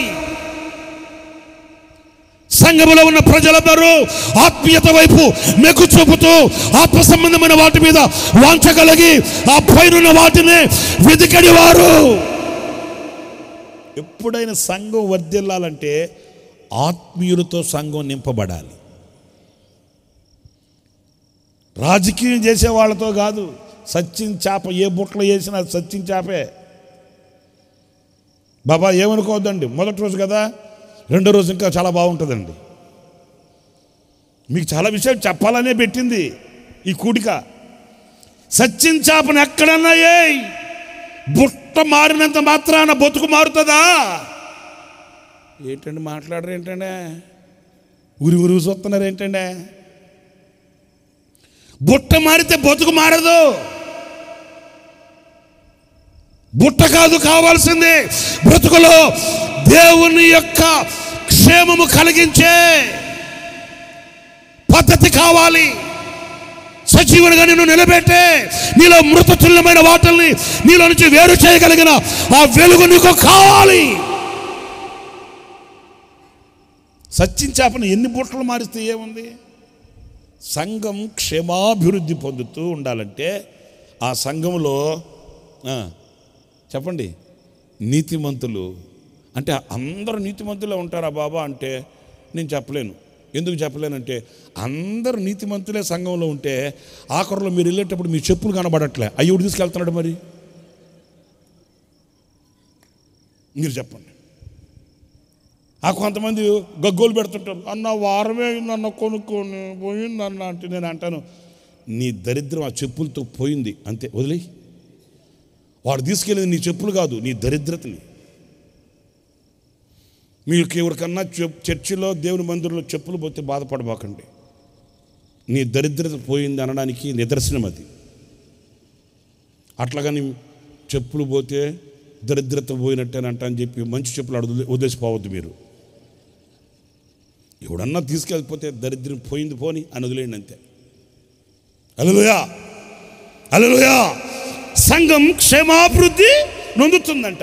ఎందుకంటే ఆ సంఘంలో ఉన్నవాళ్ళు దైవ ప్రత్యక్షత గలవారు. అంత మాత్రమే కాదు, ఆ సంఘం ఎందుకు క్షేమాభివృద్ధి చెందిందంటే ఆ కింద వాక్యాలు క్లారిటీ ఇస్తుంది చూడండి. ప్రభువునందు భయమును, నోట్ ఇట్, ప్రభువునందు భయము, పరిశుద్ధాత్మ ఆదరణయు కలిగి నడుచుకొనుచు విస్తరించుచుండెను. మీకు క్లారిటీ వచ్చిందా? ఆ సంఘము క్షేమాభివృద్ధి పొందడానికి గల కారణం, ఆ కుటుంబము క్షేమాభివృద్ధి పొందడానికి కారణం, ఆ వ్యాపారము, ఆ వ్యవస్థ క్షేమాభివృద్ధి పొందడానికి గల కారణం ఏంటయ్యాడంటే దేవుని భయము కలిగి, పరిశుద్ధాత్మ యొక్క ఆదరణ కలిగి నడుచుకొనుచు వర్ధిల్లుచుండెను. ఆదరణ కలిగి, పరిశుద్ధాత్మ ఆదరణ కలిగి నడుచుకొనుచు. ఎట్లా నడుచుకుంటుందంట సంఘం? అమ్మ అందరు చెప్పొచ్చుగా నోళ్ళు తెరిచి. అదొక్కటే కాదు, ముందున్న వాక్యం చెప్పరా? దేవుని ఉందా మీ ఇంట్లో? దేవుని భయం పోనీ ఇంట్లో పోతే పోయింది, నీ ఒంట్లో ఉందా? మరి అయ్యే కదా, సరి చేసుకుంటే కదా దేవుని దీవెన వచ్చేది. చేపల కూర వండిన పాత్రలో పాలు కాస్తారా? మాట్లాడరేంటమ్మా? మీరంతా ఏం కాయరా? అంత పని మనుషులు చేసి పెడుతుంటే మింగుతారా? చెప్పండి. చేపల కూర వండిన పాత్రలో మీరు పాలు కాస్తారా? అమ్మా ఏమ్మా ఏమైంది? అమ్మా ఇరిగిపోతాయా? గమ్మేసి అంటించకపోయావా? మరి చేపల కూర వండిన పాత్రలో పాలు కాస్తే ఇరిగిపోతాయే, మలినమైన నీ మనసులో దైవ దీవెనలు ఎలా ఉంటాయమ్మా? అధితేంద్రియముతో నింపబడిపోయి దేవుని భయము లేకుండా విచ్చలవిడిగా ప్రవర్తిస్తూ విచ్చలవిడి జీవితానికి అప్పగించుకొని నాయన ఆశీర్వదించయ్యా దించయ్యమ్మా. ఏంటి మళ్ళీ మా మీద నిష్ఠూరం. 3 వారాల నుంచి ప్రార్థన చేస్తారు, ఏం జరిగిందంట? మా మీద నిష్ఠూరం. మేమేమో నెత్తి మీద చేయబెట్టి ప్రభువా నాయన ఇది 4వ వారం నాయన, నాకే సిగ్గుగా ఉంది ప్రభువా అంటే, ప్రభు అంటాడు నీకు సిగ్గు ఏంట్రా? వాళ్ళకి సిగ్గు లేదు అసలు. వాళ్ళ గుండెల్లో అసలు దైవ భయం ఉందేమో అడుగు. వాళ్ళకి దేవుని భయం అంటే తెలిసేమో అడగరా బాబా. దేవుని సన్నిధిలో ఎలా ఉండాలి, దైవభక్తి కలిగి ఎలా ఉండాలి, దేవునికి భయపడే వ్యక్తి ఎలా ఉంటాడో అసలు వాళ్ళకి తెలుసో తెలియదు, అడగరా. ఎంతసేపటికి నువ్వు కూడా నెత్తి మీద చేపెట్టి నూనె సీసాకు ప్రార్థన చేయడం తప్ప. ఎన్ని సీసాలు నెత్తి మీద పోస్తే బాగుపడతారా స్వామి? ఎన్ని కొబ్బరి నూనె సీసాలు తాగితే డబ్బాలు డబ్బాలు డబ్బాలు డబ్బాలు తాగేస్తున్నారు, కానీ ఎక్కడ మేలు జరుగుతుంది? జరగట్లే. వాళ్ళు అడుగు. ఏం అడగమంటావు పేవా? వాళ్ళకి దేవుని భయం ఉందో లేదో అడగరా. దేవుని భయము కలిగిన అబ్రహాం ఆశీర్వదించబడలా? దేవుని భయము కలిగిన యోసేపు వర్ధిల్లలా? దేవుని భయము కలిగిన యవనస్తులు కొనియాడబడలా? దేవుని భయము కలిగిన సంఘం వర్ధిల్లలా? మరి వీళ్ళు ఎందుకు వర్ధిల్లట్లేదు? వీళ్ళు దేవుని భయం కలిగి నడవట్లే. ఏదో చర్చికి వచ్చినప్పుడు ఇలాగ కూడికలకు వచ్చినప్పుడు తెగ వలకపోస్తారు భయం. కొందరిని చూస్తుంటాను నేను. మనం వెళ్తూ ఉంటామా, మనం చూసి గోడలు రాసుకోబోతుంటారు కొంతమంది. ఆ గోడలకు ఉండే సున్నమంతా పోతుంటుంది. ఇది వాస్తవమైన భయం కాదు. ఇది మనం వెళ్తుంటామా, ఏమో తెగ భయపడిపోయి వట్టిదే. మనం వాళ్ళని చూసి అబ్బో ఎంత భయమో అని అనుకోకూడదు. గుడిమి గోపురాలు మింగేసి ఉంటారు వాళ్ళు. అంటే నటన వేరు, హృదయంలో ఉన్న ఆచరణ వేరు. దేవునికి భయపడిన వాడు నిర్మలమైన మనస్సాక్షి కలిగి ఉంటాడు.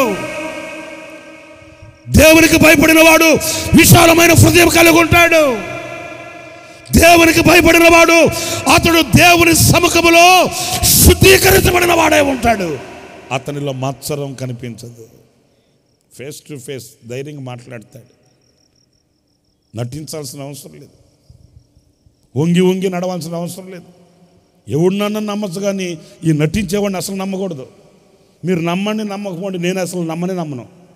ఏది నటించేవాడిని అంటుంటాడే, ఓహో ఇది ఆగాంగే. యథార్థత కలిగిన వాడు ధైర్యంగా ఉంటాడండి. దేవుని భయం కలిగిన వాడు ధైర్యంగా ఉంటాడండి. నీతిమంతుడు సింహము వలె ధైర్యంగా ఉంటాడు. వాని యథార్థత వానికి ధైర్యాన్ని ఇస్తుంది. ఆదామా ఎక్కడా? చెట్టు సాటున అన్నానయ్యా. చెట్టు సాటుకి ఎవడు వెళ్ళమన్నాడు నిన్ను? చేసిన పని అట్లాంటిది. మీకు అర్థమవుతుందా? ఒక్కొక్కడు ఆఖరిలో ప్రార్థనలు చేస్తుంటావా? అందరూ వెళ్ళిపోయిన తర్వాత వస్తాడు, ఏదో సోనియా గాంధీ మనవడు వచ్చినట్టు. శారదం చేయండి అంటాడు. సరే దగ్గర రాకూడదండి. నేను సంగతి ఏంటి? బండి లోడ్లో ఉంది, నేను రాకూడదు, ప్రార్థన చేయి. నేను అక్కడ ఉంటానా, ఇక్కడ నేను రాకూడదులేండి, దగ్గరికి ప్రార్థన చేయి, వద్దులే ఇక్కడ ఉంటాను ప్రార్థన చేయి అని అపవిత్రత అతని మనసాక్షిని గద్దిస్తుంది. రే తాగున్నావు, అపవిత్రతలో ఉన్నావు, సావకుడి దగ్గరికి ఎట్ట వెళ్తావురా? ఎవరు చెప్పారు? ఓన్ కాన్సెన్స్, అతని మనసాక్షి. ఒక సావకుని దగ్గరికి నిలబడడానికి నీ మనసాక్షిని గుచ్చుతుంటే పరిశుద్ధుడైన దేవుని ఎదుట నీవు ఎలా నిలబడతావు? ఎలా నిలబడతావు? నా ప్రియ సహోదరులారా, దేవుని భయం, దేవుని భయం. అయ్యా నీ దాసుడు ఆలకించుచున్నాడయ్యా, దేవుని భయం. ఆయన స్వరము వినగా సచ్చిన వాని వలె పడిపోతిని, దేవుని భయం. అయ్యా, ఇది ఒక్కసారి తెగించి మాట్లాడుతున్నాను, నీ దాసుని మీద కటాక్షం చూపయ్యా. దేవుని భయం. నా ప్రియమైన సహోదరులారా, పరిశుద్ధాత్మ ఆదరణ కలిగి నడుస్తుందంట సంఘం, మనుషుల ఆదరణ కాదు. ఈ రోజున మనకు వచ్చిన దరిద్రం ఏంటంటే, మమ్మల్ని ఎవరు పట్టించుకోవట్లేదు, మమ్మల్ని ఎవరు చూడట్లేదు, మా ఇంటికి ఒక్కసారి కూడా రావట్లేదు, మేము పెట్టిన పాయాసం తాగలేదు, మేము ఇచ్చే ఆయాసం పడలేదు. ఇదే కదా. ఏంటండి పరిశుద్ధాత్మ ఆదరణ? నేను సూటిగా అడుగుతున్నా మిమ్మల్ని, మీరంతా ఇంచుమించు క్రైస్తవులే కదా, ఏదో కొంతమంది తప్ప. ఈ పరిశుద్ధ ఆత్మ యొక్క ఆదరణ పొందిన అనుభూతి మీలో ఎంతమందికి ఉందంటే మీరు గుండె మీద చేయి పెట్టుకుని ధైర్యంగా చెప్పగలరు? చెప్పండి. అయ్యా, నేను మనుషుల కొరకు వెళ్ళట్లే, నేను మనుషుల ముఖాలు చూసి వెళ్ళట్లే, నేను మనుషుల మాటల కొరకు వెళ్ళట్లే, నేను వెళ్ళి మోకరించి ప్రార్థన చేసుకుని కూర్చోగానే పరిశుద్ధాత్మని స్వరాన్ని నేను వింటున్నానయ్యా, దేవుని మాటలు నా గుండెల్లోనికి వెళుతున్నాయ్యా, ఆ దేవుని మాటలు నాకు ఆదరణ ఇస్తున్నాయ్యా, ఆ దేవుని మాటలతోనే నేను బ్రతుకుతున్నానయ్యా, ఆ దేవుని మాటలతోనే నాకు ధైర్యం కలుగుతుంది, ఆ ఆదరణయే నాకు అడుగులు నేర్పుతుందయ్యా. ఎంతమంది మీరు చెప్పగలరు? చెప్పండి. వద్దు అంటే గొడవ వేసుకుని వెళ్తుందంట చర్చికి ఆమె మమ్మల్ని పక్కన ఆమె, పక్కింటి ఆమె. ఆయన అంటానే ఉంటాడంటే, ఏ చర్చిలేదు గిర్చిలేదు దొరబూసుకో అంటే, నేను వెళ్తా అంటదంట. సరే గొడవలు ఎందుకలే మౌనంగా అంటుంటాడు, అయినా ఆమె వెళ్తుంటుంది. అయిపోయింది. ఒకరోజు ఎందుకు వచ్చిందో ఆయనకు డౌట్ వచ్చి అన్నం పెడుతుందంట. తింటూ అడిగాడట, కాదే నువ్వు చర్చికి వెళ్ళి వచ్చావు ఈరోజు, ఏం చెప్పాడు మీ పాస్టర్ గారు మీ చర్చిలో అన్నాడంట. అన్ఎక్స్పెక్టెడ్గా వచ్చింది ఈ థాట్ ఆడికి. ఎప్పుడు అడగడు. ఆడికేమనిపించిందో, వద్దనే కొద్ది వెళ్తుంటావు, ఏం చెప్పాడు మీ పాస్టర్ గారు మీ ఈరోజు చర్చిలో ఏం చెప్పాడు చెప్పంటే, దిమ్మ తిరిగింది ఆమెకి. ఏం చెప్పాలి అర్థం కాక అంత మట్టే అనిందంట. మట్టే? అంత మట్టి అంటే తల్లే, ఇప్పుడు నువ్వు చర్చికి వెళ్ళి వచ్చావు కదా, ఏం వాక్యం ఏం చెప్పాడు మీ పాస్టర్ గారు అంటే, అంత మట్టే. చూడండి, కలిసి వచ్చే కాలం వస్తారంట, అట్టుపొడి తిన్న పొళ్ళు ఊడిపోతాయంట. మీకు అర్థమైందా?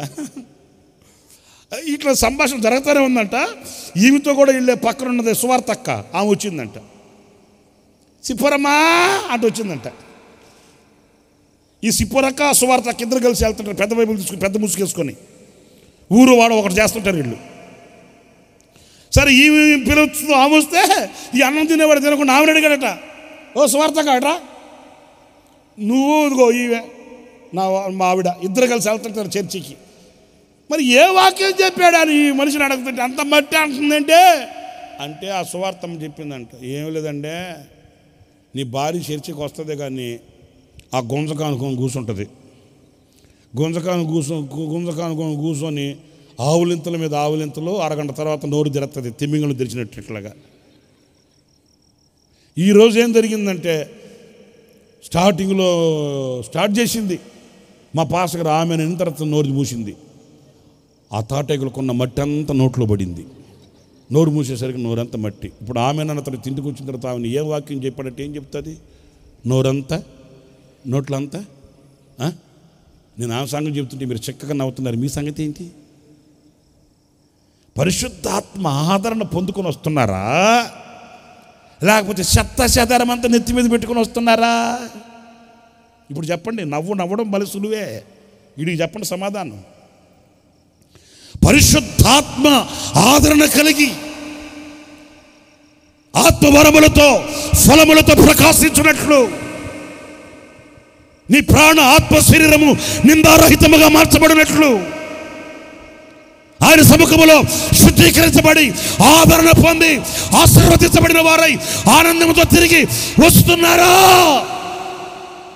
లేక మట్టంతా చెత్తంతా పీడంతా చేడంతా నెత్తి మీద పెట్టుకొని ఇంటికి వస్తున్నారు? నీ ఇంటిలో ఎందుకు వెలుగు ఉండట్లేదు, నీ ఇంట్లో ఎందుకు దీవెన ఉండట్లేదు అంటే నీవు మోసుకొని వచ్చే చెత్త ఇట్లాంటిది.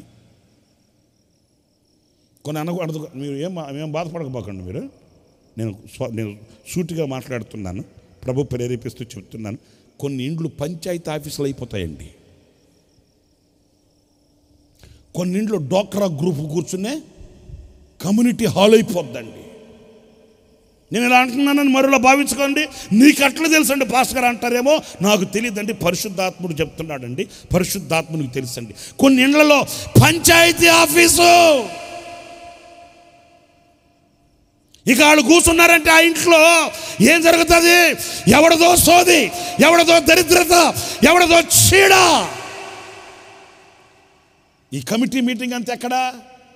భక్తి కలిగిన స్త్రీలైతే, భక్తి కలిగిన సహోదరులైతే ఏమంటారు తెలుసా? ఎవరన్నా ఇట్లాంటి మాటలు తీసుకుని వస్తే, బ్రదర్ ఇది ప్రార్థనా గృహం, ఇది విశ్వాస గృహం, ఇట్లాంటి మాటలు ఇంట్లో ఉండకూడదు బ్రదర్. ఏదన్నా ప్రార్థన విషయాలు ఉంటే చెప్పండి. ఆహా, ఒక్కొక్కరు రాకపోయినా ఫోన్లు చేసి పిలిపిస్తారు. అక్క ఏంటి ఇంకా పనులు కాలా? అదే నువ్వు వస్తావని ఎదురు చూస్తున్నా. ఏమో అనకూడదు కానీ మీరు బాధపడతారని కొన్ని మింగేస్తున్నాను నేను. ఇప్పుడు మున్సిపాలిటీ ట్రాక్టర్ ఉందనుకో, మున్సిపాలిటీ ట్రాక్టర్ ఎక్కడ ఆగుతుంది? అమ్మా చెప్పమ్మా, గవర్నమెంట్ హాస్పిటల్ దగ్గర ఆగుతుందా? ఆ ట్రాక్టర్ తిన్నగా నువ్వు వద్దన్న వెళ్ళి ఎక్కడా చెప్పండి, ఇంటి చెత్త అంతా తీసుకుని ఒక దగ్గర పోగేస్తే ఆ పోగేసిన దగ్గరికి ఇది వెళ్తుంది, ఆగుతుంది. ఇక దాంట్లో నలుగురు టక టక టక దిగుతారు. చెత్త అంతా నెత్తి మీద వేస్తే డ్రైవర్ అంటాడు, మొత్తం వేసేయండి రా, చాలా రోజులైంది ఈ చెత్త వాసన చేసి, ఎయ్ వేసుకో ఎయ్ అంటే వాళ్ళంతా వేస్తారు. రైట్ రైట్ అంటే ఇక అప్పుడు ఎంత ఆనందంగా వెళ్తారు. చెత్త లారీలు అయిపోయినారు కొంతమంది. పరిశుద్ధాత్మ ఆదరణ, పరిశుద్ధాత్మ స్పందన, పరిశుద్ధాత్మ స్పర్శ లేదు. ఓ రాజకుమార పుత్రిక, నీ పాదరక్షలతో నువ్వు ఎంత అందంగా నడుచుచున్నావు. అందంగా అంటే ఎలాగయ్యా? దేవుని భయము కలిగి, పరిశుద్ధాత్మ ఆదరణ కలిగి నీవు నడిపించబడుతూ వర్ధిల్లుతున్నావే. నీ పాదరక్షలతో నీవు నడిచే నీ నడక, ఈ రాత్రి నీ నడక ఎలా ఉంది? దేవుని భయం కలిగి, పరిశుద్ధాత్మ ఆదరణ కలిగి. నా ప్రియమైన సహోదరులారా, దైవ సేవకుని ముఖాంతరంలోంచి ప్రభు ఆయన తన ఆలోచన చెప్తుంటే ఆ ఆలోచన వినేవాళ్ళు ఎవరున్నారు? ఆ ఆలోచనకి చెవియొగ్గి ఆ ఆదరణకరమైన మాటలు పొందుకొని, ధైర్యాన్ని పొందుకొని మోడుబారిన జీవితాలు చిగురింపు చేసుకునే వాళ్ళు ఎవరున్నారు? కొంతమంది ఉంటున్నారు. ఆ కొంతమందిలో నీవు ఉన్నావా? ఆ కొంతమందిలో నీ కుటుంబం ఉందా? ఆలోచించండి. ఎందుకు కుటుంబాలు చీకటిమయమైపోతున్నాయి? ఎందుకు సంఘాలు ఈ రోజున ఖాళీ అయిపోతున్నాయి? క్రైస్తవుని జీవితంలో ఉండవలసిన ఆ రమ్యత ఎందుకు కరువై, కొదువై, కనుమరుగైపోతుంది? పరిశుద్ధాత్మకు నీవు చోటు ఇవ్వట్లేదు. పరిశుద్ధాత్మ క్రియలకు నీ కుటుంబంలో చోటు లేదు. పరిశుద్ధాత్ముడు నిన్ను ఆదరించాలని, నిన్ను ప్రోత్సహించాలని, నిన్ను ధైర్యపరచాలని, నిన్ను బాగు చేయాలని పలుమార్లు నీ హృదయపు తలుపు తడుతున్నాడు. కానీ నువ్వు తీయట్లేదు. ఆయనను నీ ఇంట్లోకి రానివ్వట్లేదు. ఆయనను నీ గుండెల్లోకి నువ్వు ఆహ్వానించట్లేదు. హృదయం అనే తలుపు దగ్గరే నిలిచి ఉన్నాడు, కానీ వెలుగుమయమైన ఆయన అడుగు నీ ఇంట్లో పెట్టలేకపోతున్నాడు. జీవదాత అయిన ప్రభు నీ గుండెల్లో ప్రవహించలేకపోతున్నాడు. జీవాధిపతి అయిన ప్రభు నీకు ఆయుష్నివ్వలేకపోతున్నాడు. అదే రోగంతో కుమిలిపోతున్నావు, అదే వ్యాధితో నలిగిపోతున్నావు, అదే సమస్యతో చితికిపోతున్నావు, అదే మోడుబారిన జీవితంలో కాటికి కాళ్ళు చాపుతున్నావు. ఈ రాత్రి నా దేవుడు నిన్ను ప్రేమించి మాట్లాడుతున్నాడు ఈ మాట. పరిశుద్ధాత్మని నీ గుండెల్లోనికి రానివ్వు. పరిశుద్ధాత్మని నీ ఇంట్లోకి రానివ్వు. పరిశుద్ధాత్మని నీ వ్యాపార శైలిలోకి, నీ చేతి పనిలోకి, నీ వ్యక్తిగత అనుభవంలోకి ఆయనను ప్రవేశించనివ్వు. ఆయన నిలిచిన చోట వెలుగు కలుగుతుంది, జీవం కలుగుతుంది, ఫలితం కలుగుతుంది, నూరంతల ఆశీర్వాదం నీ ఒడిలో పడుతుంది. ఆయనకు దూరం అయితే నువ్వేం ఫలిస్తావు? ఏం ఫలిస్తావు? ఆఖరికి ఇంకొక మాట చెప్పి ముగిస్తాను. చెప్పనా ఆపనా? మీరు పర్మిషన్ ఇవ్వాలి నాకేమన్నా? చెప్తా. ఇంకొక చిన్న మాట చెప్పి ముగించేస్తాను. అదేంటంటే లూకా సువార్త ఇప్పుడు చదవండి. లూకా సువార్త 1వ అధ్యాయం 6వ వాక్యం. లూకా సువార్త 1వ అధ్యాయం 6వ వాక్యం. వీరిద్దరూ ప్రభు యొక్క సకలమైన ఆజ్ఞల చొప్పునను. వీరిద్దరు ఎవరిద్దరు? వీళ్ళిద్దరు? జకర్యా, ఎలిజబెత్ భార్యాభర్తలు. వీరిద్దరూ ప్రభు యొక్క సకలమైన ఆజ్ఞల చొప్పునను, ప్రభు యొక్క సకల విధములైన ఆజ్ఞల చొప్పునను, న్యాయ విధుల చొప్పునను నిరపరాధులుగా నడుచుకొనుచు. ఎలాగంట? అందరూ చెప్పండి, గట్టిగా చెప్పచ్చు కదా. వారిద్దరా ఒకరా? అంటే భర్త భార్య ఇద్దరా, లేకపోతే భార్య ఒక్కటేనా? ఏం బ్రదర్ మీరు చెప్పండి, పురుషుల సంఘం మీరు చెప్పండి. కొందరిని ఏంటి బ్రదర్ ఏంటి దేవుని మందికి రావట్లేదు? ఆవిడ వస్తుంది కన్నా ఆవిడ సంగతి మాకు తెలుసులే. నీ సంగతి ఏంటి అన్నా? మా ఆవిడ ప్రార్థన చేస్తానన్నా, అసలు నక్షత్రాలు ఈ చిత్రానికి రాలిపోతాయి అన్న. నువ్వేమో ఎత్తుకొని రాలిపోయిన నక్షత్రాలు నువ్వు కడుతుంటావా? నీ సంగతి ఏంటి అంటే నాకు రావాలని ఉంటుంది కదన్నా. అయితే నాకన్నా ఏం చెప్పాయా?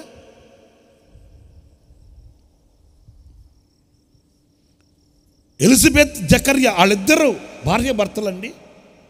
వాళ్ళిద్దరు ఎలా నడిపించబడుతున్నారు, ఎలా నడుస్తున్నారు, ఎలా వాళ్ళ లైఫ్ స్టైల్ ఎలా ఉంది అని అంటే, వాళ్ళిద్దరూ సకల విధములైన ఆజ్ఞల చొప్పునను, న్యాయ విధుల చొప్పునను నిరపరాధులు, స్పాట్లెస్, నిరపరాధులు వాళ్ళిద్దరూ. మీకు ఒక మాట చెప్పనా? అందరు తలల పైకెత్తునని చూడండి. వాళ్ళిద్దరిని దేవుడు ఆశీర్వదించి ఒక బిడ్డనిస్తే, ఆ బిడ్డ ఎలాంటి వాడు తెలుసా? పరిశుద్ధుడైన యేసుక్రీస్తు యొక్క మార్గములను సరళము చేయగలిగిన ఒక వెలుగై ఉన్న నీతిమంతుడు. ఏంటండి, దేవుడు వాళ్ళిద్దరిని ఆశీర్వదించి ఒక చక్కటి బిడ్డని ఇస్తే, ఆ బిడ్డ సైకిల్ దొంగగాల, బ్లాక్ టికెట్లు అమ్మేవాడు గాల, పోలీస్ స్టేషన్లో ఉండేవాడు కాదు,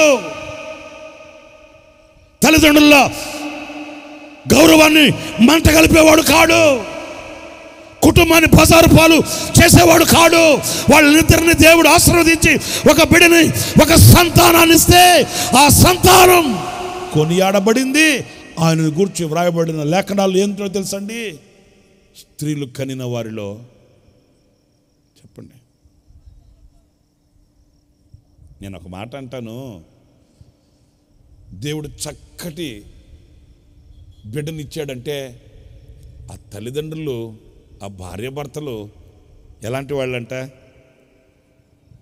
వాళ్ళండి? జకర్యా, ఎలిజబెత్ నిరపరాధులు. మరి మనమండి బైబిల్ ముందేసుకొని పాటలు పుస్తకం పెట్టుకొని అపరాధిని యేసయ్యా. ఎన్ని సంవత్సరాల నుంచి అమ్మా? 45 సంవత్సరాల నుంచి అన్నయ్య. మరి నిరపరాధిగా అయ్యేది ఎప్పుడమ్మా? అదే నేను కూడా చూస్తున్నాను అన్నయ్య. అపరాధంలో సీనియారిటీ మంది. ఎందుకు చెప్తున్నానంటే, నేను మాటలతో ఏదో చిలక పలుకులుగా చెప్పట్లే. మన మందిరానికి ఒక అతను వస్తుండేవాడు, మన చర్చికి వచ్చేవాడు కాదు, కానీ మన అభిమాని వేరు, విశ్వాసి వేరు. ఇప్పుడు హోసన్నా మినిస్ట్రీస్లో విశ్వాసులు వేరు, హోసన్నా మినిస్ట్రీస్కి అభిమానులు వేరు. అభిమానులు ఎలా ఉంటారంటే, గుడారాల పండగ ఫస్ట్ క్యాసెట్ వాళ్ళే తెచ్చుకుంటారు. అభిమానులు క్యాసెట్ రిలీజ్ అవ్వగానే ఫస్ట్ టికెట్ నాదే. ఇప్పుడు సినిమా రిలీజ్ అవ్వగానే ఫ్యాన్స్ ఏం చేస్తారు? సొక్కా చినిగిపోయిన పర్లే, ప్యాంటు ఊడిపోయిన పర్లే, ఆడికి టికెట్ కావాలి. ఏ టికెట్? First ticket. ఫ్యాన్స్ గుడారాల పండుగలో క్యాసెట్ రిలీజ్ అవగానే ఫస్ట్ క్యాసెట్టా, ఇది అభిమానం. అభిమానులు ఇళ్ళు. ఇతను కూడా అభిమాని, మన చర్చికి రాడు, అభిమాని.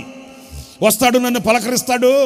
ఇంకా ఏమంటాడంటే, అన్నా ఏమైనా పని ఉంటే నాకు చెప్పనా, ఏదైనా వర్క్ ఉంటే చెప్పనా అంటాడు. నేను కూడా కరెంట్ బిల్లు కట్టించాలన్నా ఆయన దగ్గర కట్టించేస్తా, ఇట్లాంటి మీటింగ్ పెట్టించుకోవాలంటే పర్మిషన్ కావాలంటే ఆయనతో చెప్తే ఏం చేస్తాడో, ఎవరితో మాట్లాడతాడో ఆయన తిప్పలైన బడి పర్మిషన్కి తీసుకొని వస్తాడు. ఎస్ఐ గారి దగ్గరికి వెళ్తాడు, సిఐ గారి దగ్గరికి వెళ్తాడు, ఇంకెవరి దగ్గరికి వెళ్తాడు. ఎట్టకేలకు క్రిటికల్ పొజిషన్ అయిన పర్లే పర్మిషన్ తీసుకొని వస్తాడు. అంత మంచోడు. అయితే ఏం కోరడు. ఒక్కోసారి డబ్బులు కూడా ఆయన కట్టేస్తాడు, ఏం ఆశించడు.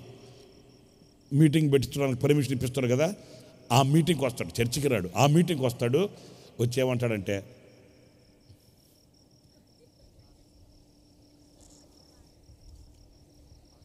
ఏంటి అది ఏమడగడు, డబ్బులు అడగడు, భోజనం అడగడు, ఏమడగడు. ఆ మీటింగ్కి వచ్చి మనం కూర్చొని ఉంటావా అంటాడు. ఆయన అడకమునిపి నేను కూడా, ఎందుకంటే కష్టపడ్డాడు కదా, పర్మిషన్ తీసుకొచ్చాడు కదా, మనకు సహాయం చేశాడు కదా, పోనీలే ఆయన ఒక పాట, అన్నకు ఒక పాట ఏంట్రా అంటే వస్తాడు. అది స్వార్థ కూటమో ఆయనకు అనవసరం, అది జ్ఞాపకార్థ కూటమో ఆయనకు అనవసరం, అది పుట్టినరోజు కూటమో అనవసరం. సచిన్ సవాన్ని ఎత్తుకుపోతున్నా పర్లే, ఆయనకి మైకిస్తే అపరాధిని యేసయ్యా కృప చూపి బ్రోవుమయ్యా అని ఎత్తేవాడు. మీరు నమ్మండి, నేను నిజం చెప్తున్నా, ఎంత దీర్ఘశాంతం గలవాడు కాకపోతే సంవత్సరంన్నర విన్నా ఆ పాట నేను.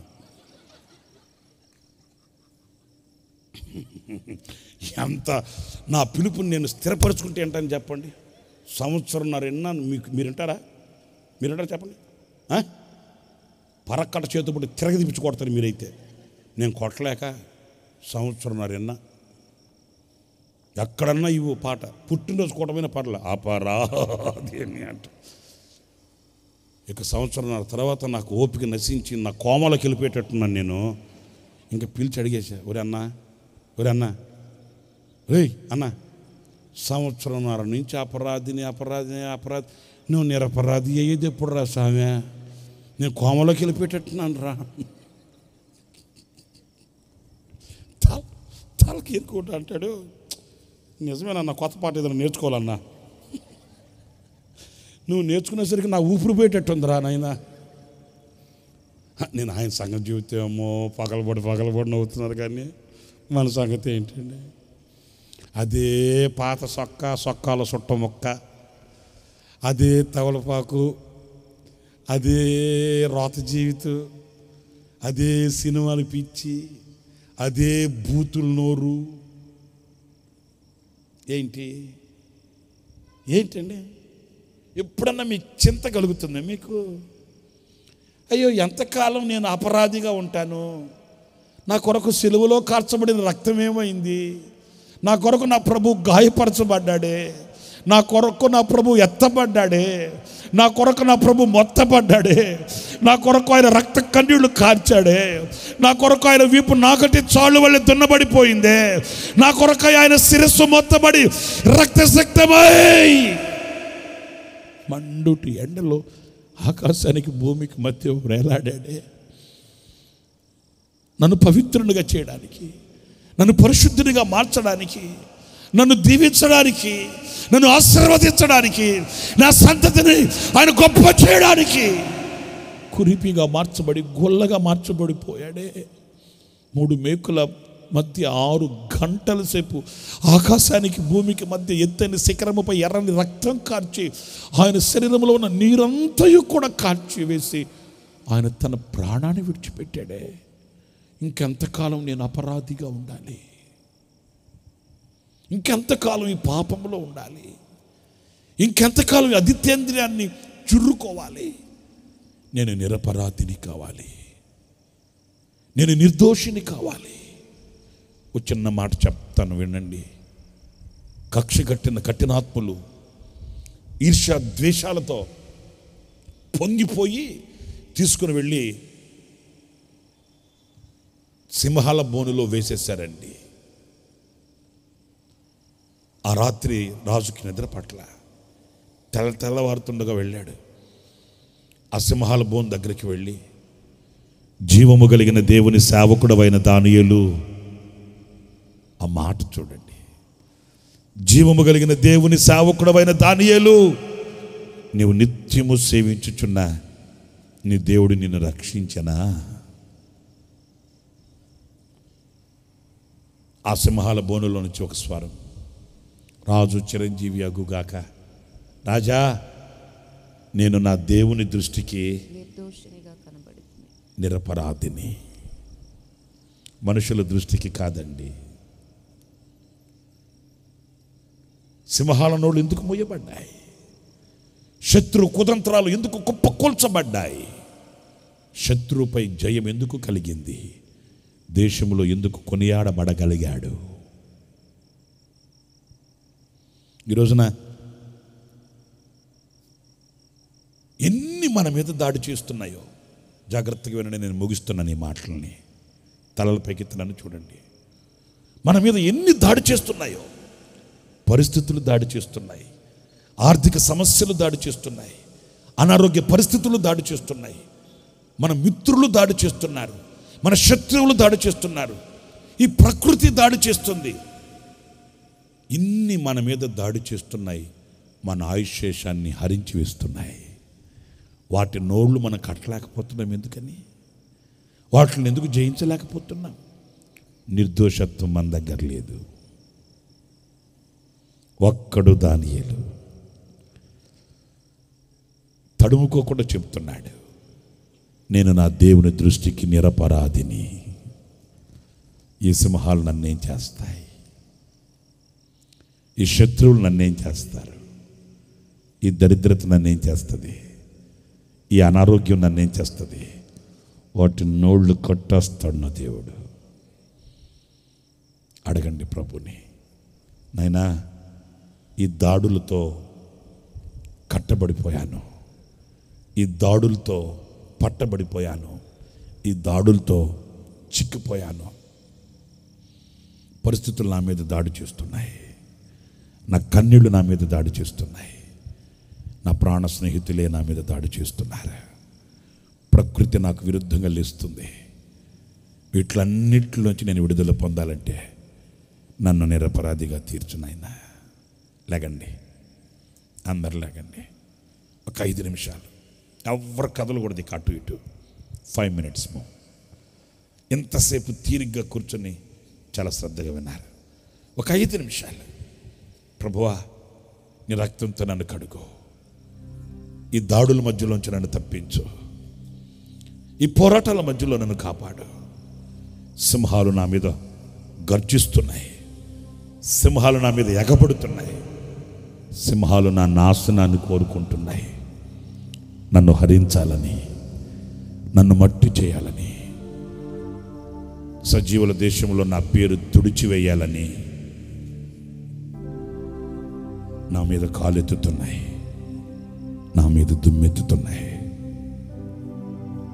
నన్ను భయపెట్టాలని గాండ్రిస్తున్నాయి, గర్జిస్తున్నాయి. నా శక్తితో నేను విడిపించబడలేను, నా బలంతో నేను విడిపించబడలేను. నాకు నీ శక్తి కావాలి. నన్ను నిరపరాధిగా మార్చు, నన్ను నిర్దోషిగా మార్చు, నా అపరాధములను క్షమించు. నన్ను ఒక్కసారి జ్ఞాపకం చేసుకో. సిలువలో వేలాడుతున్న ఆ దొంగని చూసి కనికరించాడే, నిన్ను కనికరించడా? సిలువలో వేలాడుతున్న క్రూరమైన మనస్తత్వం కలిగిన వానిని హక్కున చేర్చుకున్నాడే, నిన్ను చేర్చుకోడా? ఆయన రక్తం నీకు దూరంగా ఉందా? ఆయన రక్తం నీ కొరకు వేచి ఉంది కదా. అడగండి, ప్రభువా, ఈ శత్రువు బారిలో నుండి నన్ను తప్పించు. నేను నిరపరాధిగా నడవాలి, నేను నిర్దోషిగా బ్రతకాలి. మలినమైన నా మనస్సు కడగబడును గాక, చీకటి ఛేదించబడును గాక, నా హృదయంలో వెలుగు కలుగు గాక. ఓ గాడ్, యథార్థత కలిగి నడిచిన దావీదు ఉన్నది ఉన్నట్లుగా ఒప్పుకొని కనికరింపబడలేదా? అడగండి, ప్రభువుని అడగండి. అందరూ చేతులెత్తి ఒక్క 2-3 నిమిషాలే కదా. ప్రభువా, ఈ మీటింగ్లో ఈ ఆవరణము దాటి వెళుతుండగానే నా దుఃఖ దినములు సమాప్తం అవ్వాలి, నీ దీవెన నా భుజముల మీదకి రావాలి, నా నెత్తి మీద నిత్యానందం ఉండాలి, ఆశీర్వదించబడిన వాడినై నేను తిరిగి వెళ్ళాలి, నా కుటుంబానికి కృప కలుగును గాక, నాకు కృప కలుగు గాక, దీవెన కలుగు గాక.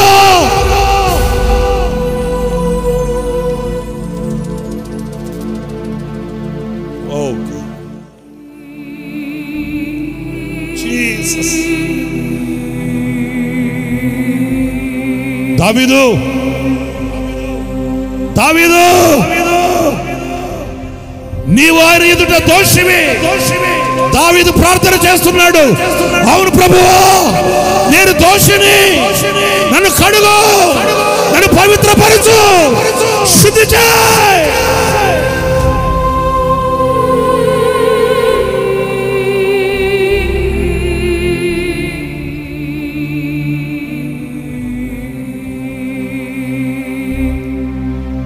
దేవుని భయము కలిగి ఉన్నావా? పరిశుద్ధాత్మ ఆదరణను ఆశిస్తున్నావా? పరిశుద్ధాత్మ స్పర్శ నీ హృదయంలోనికి వెళ్ళలేవు. పరిశుద్ధాత్మని నీ గుండెలోనికి చేర్చుకో.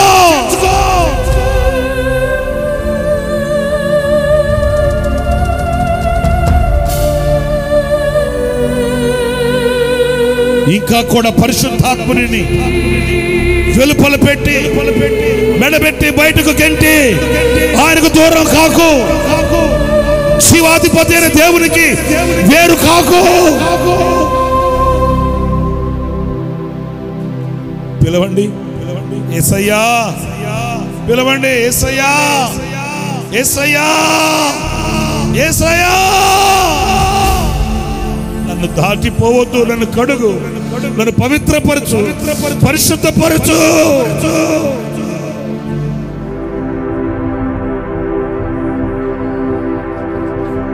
సిగ్గుపడద్దు, ప్రార్థన చేసుకోండి.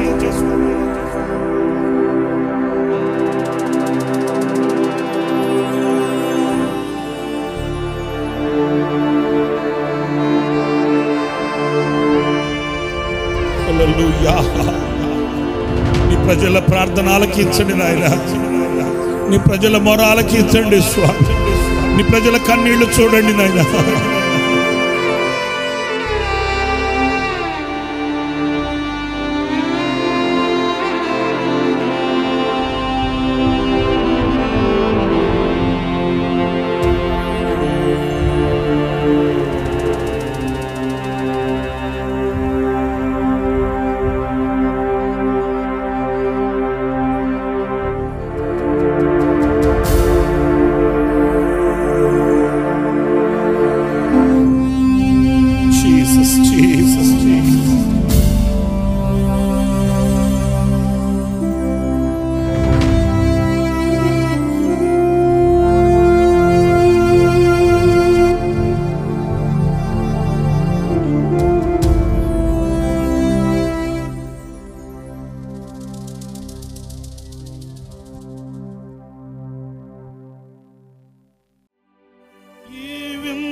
లోకంలో నీ చెంత చేరితిని, ఎనలేని ప్రేమ చూపి ఆదరణ చూపితివి.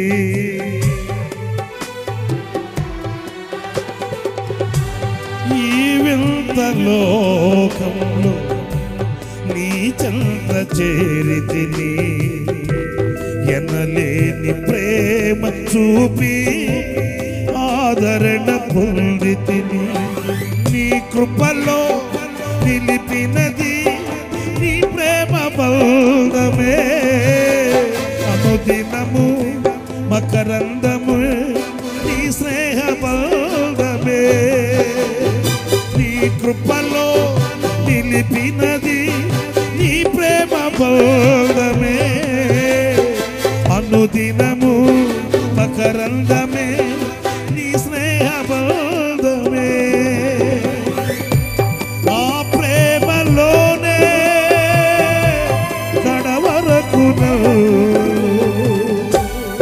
నడిపించుమా స్థిరపరచుమా కరుణా సంపన్నుడా ధీరుడా సుకుమారుడా నీ ప్రభావ మహిమలనే నిరంతరం నేను ప్రకటించెదా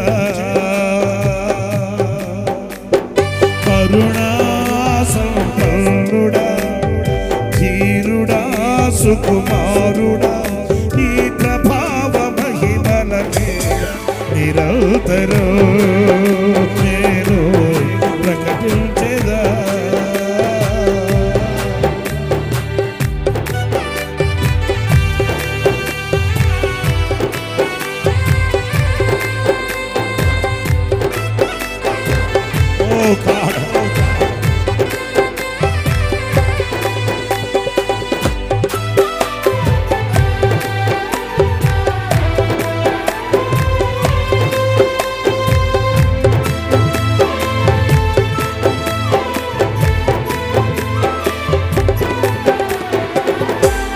ఏనాడు నన్ను వీడని నీ ప్రేమ సందేశము నా హృదయ సీమలోనే సందడి చేసెను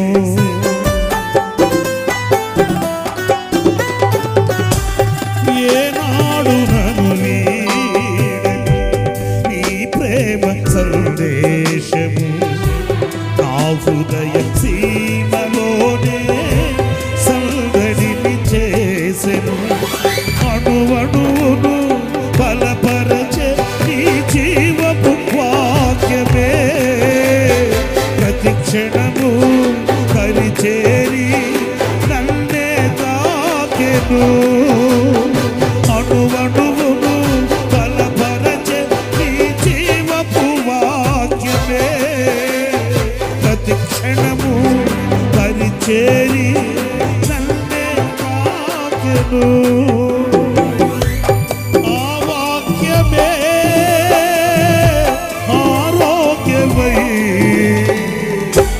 జీవింపచేసి నన్నే నడిపించెను కరుణా సంపన్నుడా ధీరుడా సుకుమారుడా నీ ప్రభావ మహిమలనే నిరంతరం నేను ప్రకటించెదా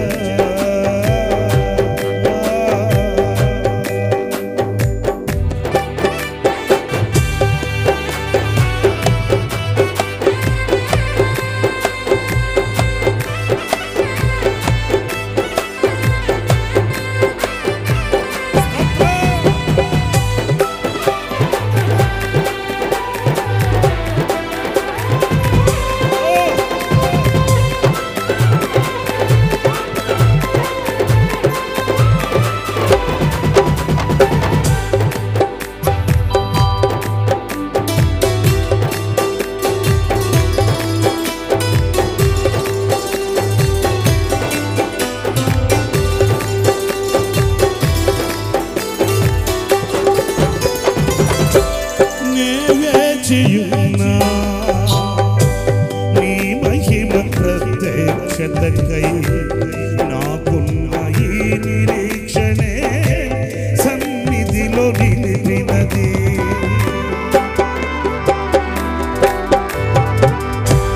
నే వేచియున్నా నీ మహిమ ప్రత్యక్షతకై నాకున్న ఈ నిరీక్షణే సన్నిధిలో నిలిపినది నా కోసం నిర్మించే సౌందర్య నగరములో ప్రణమిల్లి చేసేదను నీ పాదాభివందనలు నా కోసం నిర్మించే సౌందర్య నగరములో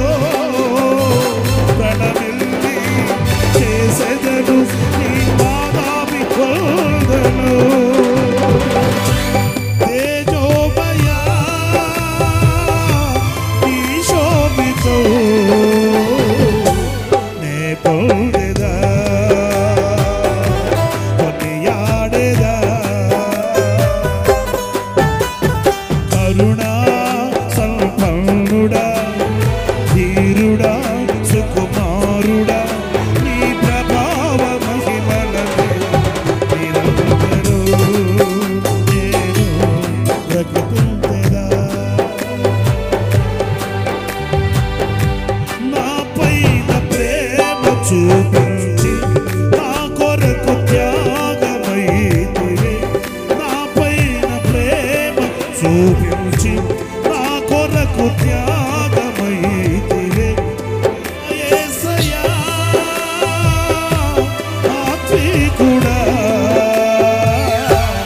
నీ కోసమే నా జీవితం, నీ కోసమే నా జీవితం, నీ కోసమే, నీ కోసమే, నీ కోసమే నా జీవితం, నీ కోసమే నా జీవితం. అందరూ కలిసి హాయ్! నీ కోసమే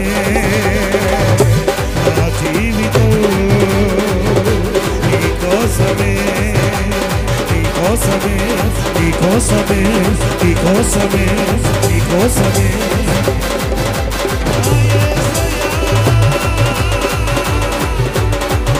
సాత్వికుడా, నీ కోసమే, నీ కోసమే, నీ కోసమే, నీ కోసమే.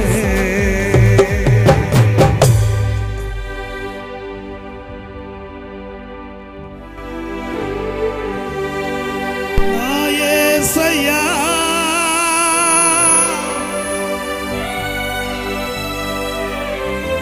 సాత్వికుడా, నీ కోసమే నా జీవితం. రాజకుమార పుత్రిక, నీ పాదరక్షలతో నీవు ఎంత అందముగా నడుచుచున్నావు. నా యేసయ్యా నీ కోసమే నా జీవితం, నీ కోసమే,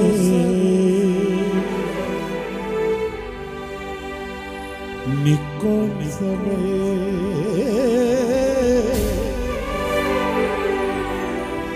నీ కోసమే.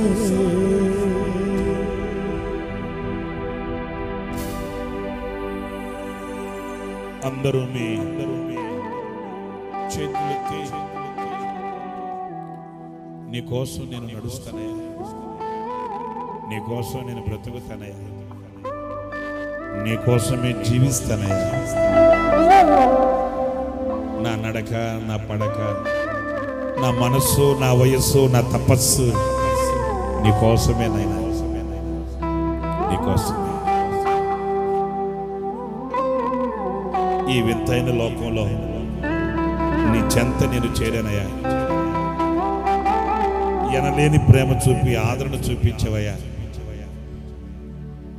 యథార్థంగా నడుస్తాను,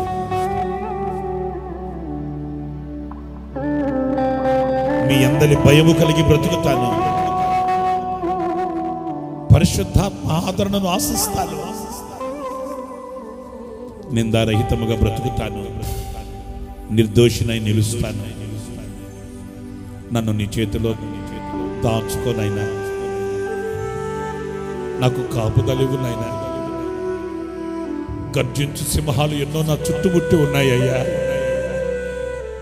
నువ్వు తప్పించకపోతే నేను తప్పించబడలేనయ్యా.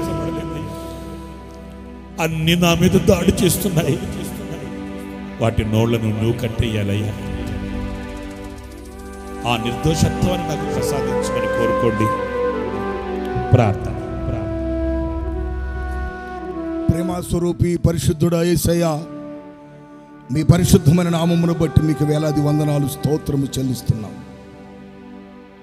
మీ దాసునికి చక్కని ప్రేరేపణ కలుగు చేసి ఈ ప్రాంత ప్రజలందరూ కూడా నీతో నడవాలని, నీ ముఖాన్ని చూడాలని, కడవరకు సాక్షులుగా నిలవాలని మీరు ఉద్దేశించి మీ దాసుని ముఖాంతం నుండి మీ ప్రజలతో మీరు ముచ్చరించినందుకు నీకు కృతజ్ఞతాస్తుతులు చెల్లిస్తున్నాం తండ్రి. నడకలు మార్చబడాలి, ఆలోచన మార్చబడాలి. నీ కొరకు ఒక సాక్షిగా, సార్వత్రిక సంఘముగా, పెండు కుమార్తె వలె వధువు సంఘముగా నీ రాజ్యం కొరకు సిద్ధపడాలని మీ ప్రజలు ఉద్దేశించి మీరు మాట్లాడే ప్రతి మాటను బట్టి మీకు స్తోత్రము చెల్లిస్తున్నాం స్వామి. యథార్థత కలిగి నడుచుకుంటే కలిగే ఆశీర్వాదము ఉన్నతమైనదని తండ్రి మీ దాసుల ద్వారా మీరు మాట్లాడుతూ వచ్చారు. నీ సన్నిధిలో క్షేమము, అభివృద్ధి కలిగి జీవించాలంటే భయము కలిగి, పరిశుద్ధాత్మ ఆదరణ కలిగి జీవించినప్పుడే మీలో ఉన్న ప్రతి ఉన్నతమైన ఉద్దేశాలు జరుగుతాయని, నిర్దోషమైన మార్పులను నడుచుకోవటం వలన సింహాలైనా బంధకాలైన కట్లైన తెగిపోయి నిన్ను ప్రకటించే అనుభూతిగా ఉంటారని మీ దాసుల ద్వారా మాట్లాడారు స్వామి. ఈ సభలో ఈ ప్రాంత ప్రజలు గొప్ప ఆశీర్వాదం అనుభవిస్తూ మీ కొరకు నడవాలని మీరు ఏర్పాటు చేసినందుకు మీకు కృతజ్ఞతాస్తుతులు చెల్లిస్తున్నాం ప్రభువా. మొదటి రోజే మీ ప్రజలు వేల కొలది ప్రజలు తీసుకొని వచ్చారు యేసయ్యా. ఒక్కొక్కరితో సూటిగా తేటగా నాతో మాతో మీరు ముచ్చరించిన ప్రతి మాటను బట్టి స్తోత్రాలు. గడిచిన దినాలు నడిచిన నడక కాకుండా ఇక నుంచి ఒక నూతనమైన అనుభూతిలో, ఒక నూతనమైన మార్గంలో, ఒక నూతనమైన నడకని బిడ్డల జీవితాలలో మీరు కొనసాగించడానికి పరిశుద్ధాత్మ సహాయాన్ని కలుగు చేయండి యేసయ్యా. కన్నిటితో మీ పాదాలు పట్టుకుంటున్నారయ్యా. పశ్చాత్తాపంతో మీ వెంట వస్తున్నారు ప్రభువా. విరిగిన హృదయంతో నేను వెంబడిస్తున్న మీ ప్రజల దృష్టి ఉంచి ఉన్నతమైన మార్గం నడవడం దగ్గర కృప కలుగు చేయండి. ప్రతి మాట బిడ్డల హృదయాల్లో స్థిరపరచండి. పరిశుద్ధాత్మ నీరు కట్టి బిడ్డల్ని సాక్షులు నిలపండి. సహవాసములో, సంఘములో దినదినము అభివృద్ధి చెందటానికి మీ పిల్లల్ని తండ్రి వేలవేసి నడిపించండి ప్రభు. మీకు స్తోత్రాలు. ఇప్పటి వరకు స్వామి మీ దాసుని మరుగుపరిచి నాతో ఈ ప్రాంత ప్రజలతో మీరు మాట్లాడిన ప్రతి మాటను బట్టి మీకు కృతజ్ఞతాస్తుతులు చెల్లిస్తున్నాం. ఇంకా మీ దాసుని బూది గంతములకు మీరు బలపరచండి అయ్యా. మీరు వాడుకోండి ప్రభా. అనేక మంది నడక తెలియక, నడవలేక, నడిపించేవాళ్ళు లేక ఈ లోకమనే చీకటిలో, పాపమనే రోతలో కొట్టుమిట్టాడుతున్న ఈ ప్రజలు ఉద్దేశించి మీరు మాట్లాడే ప్రతి మాటను బట్టి మీకు వందనాలు, స్తోత్రము చెల్లిస్తున్నాం. ఏ మాట వ్యర్థంగా పోకుండా హృదయ స్థిరపరచండి. పరిశుద్ధాత్ముడా నీ నామ మహిమ కొరకు తండ్రి మీ బిడ్డలు మీ కొరకు సాక్షి నిలపండి. ఇంత ఘనంగా ఈ మొదటి కుడికనే మీరు ఆశీర్వాదం జరిగించినందుకు నేను స్తుతిస్తున్నాం ప్రభు. మీ స్తోత్రాలు. రేపటి కొరకు కూడా అనేక మంది ప్రజలు ప్రభు తొడుకు రండి. మీ దాసుని ఇంకా బలపరిచి వాడుకోండి. నీ నామ మహిమ కొరకే ఈ కోడికను ఇంతగా మీరు ఆశ్రయించినందుకు మరొక్కసారి స్వామి మీ సముఖములు శిరస్సు వంచి నమస్కరించి నిన్ను కొనియాడుతూ కృతజ్ఞతాస్తుతులు చెల్లిస్తూ నజరేయుడైన యేసు క్రీస్తు నామమున ప్రార్థించి అడిగి వేడుకుంటున్నాము తండ్రి. ఆమేన్, ఆమేన్. మన తండ్రి దేవుని ప్రేమయు, కుమారుడైన యేసు క్రీస్తు కృపయు, పరిశుద్ధాత్మ దేవుని సన్నిధి, సముఖము, సమాధానం కూడి వచ్చిన ప్రతి ఒక్కరికి, ఈ ప్రాంత వాసులకును, వాక్యాన్ని అందించిన తన దీన దాసునికని దేవుని కృప సదా తోడై ఉండునుగాక. ఆమేన్, ఆమేన్, ఆమేన్. హల్లెలూయా.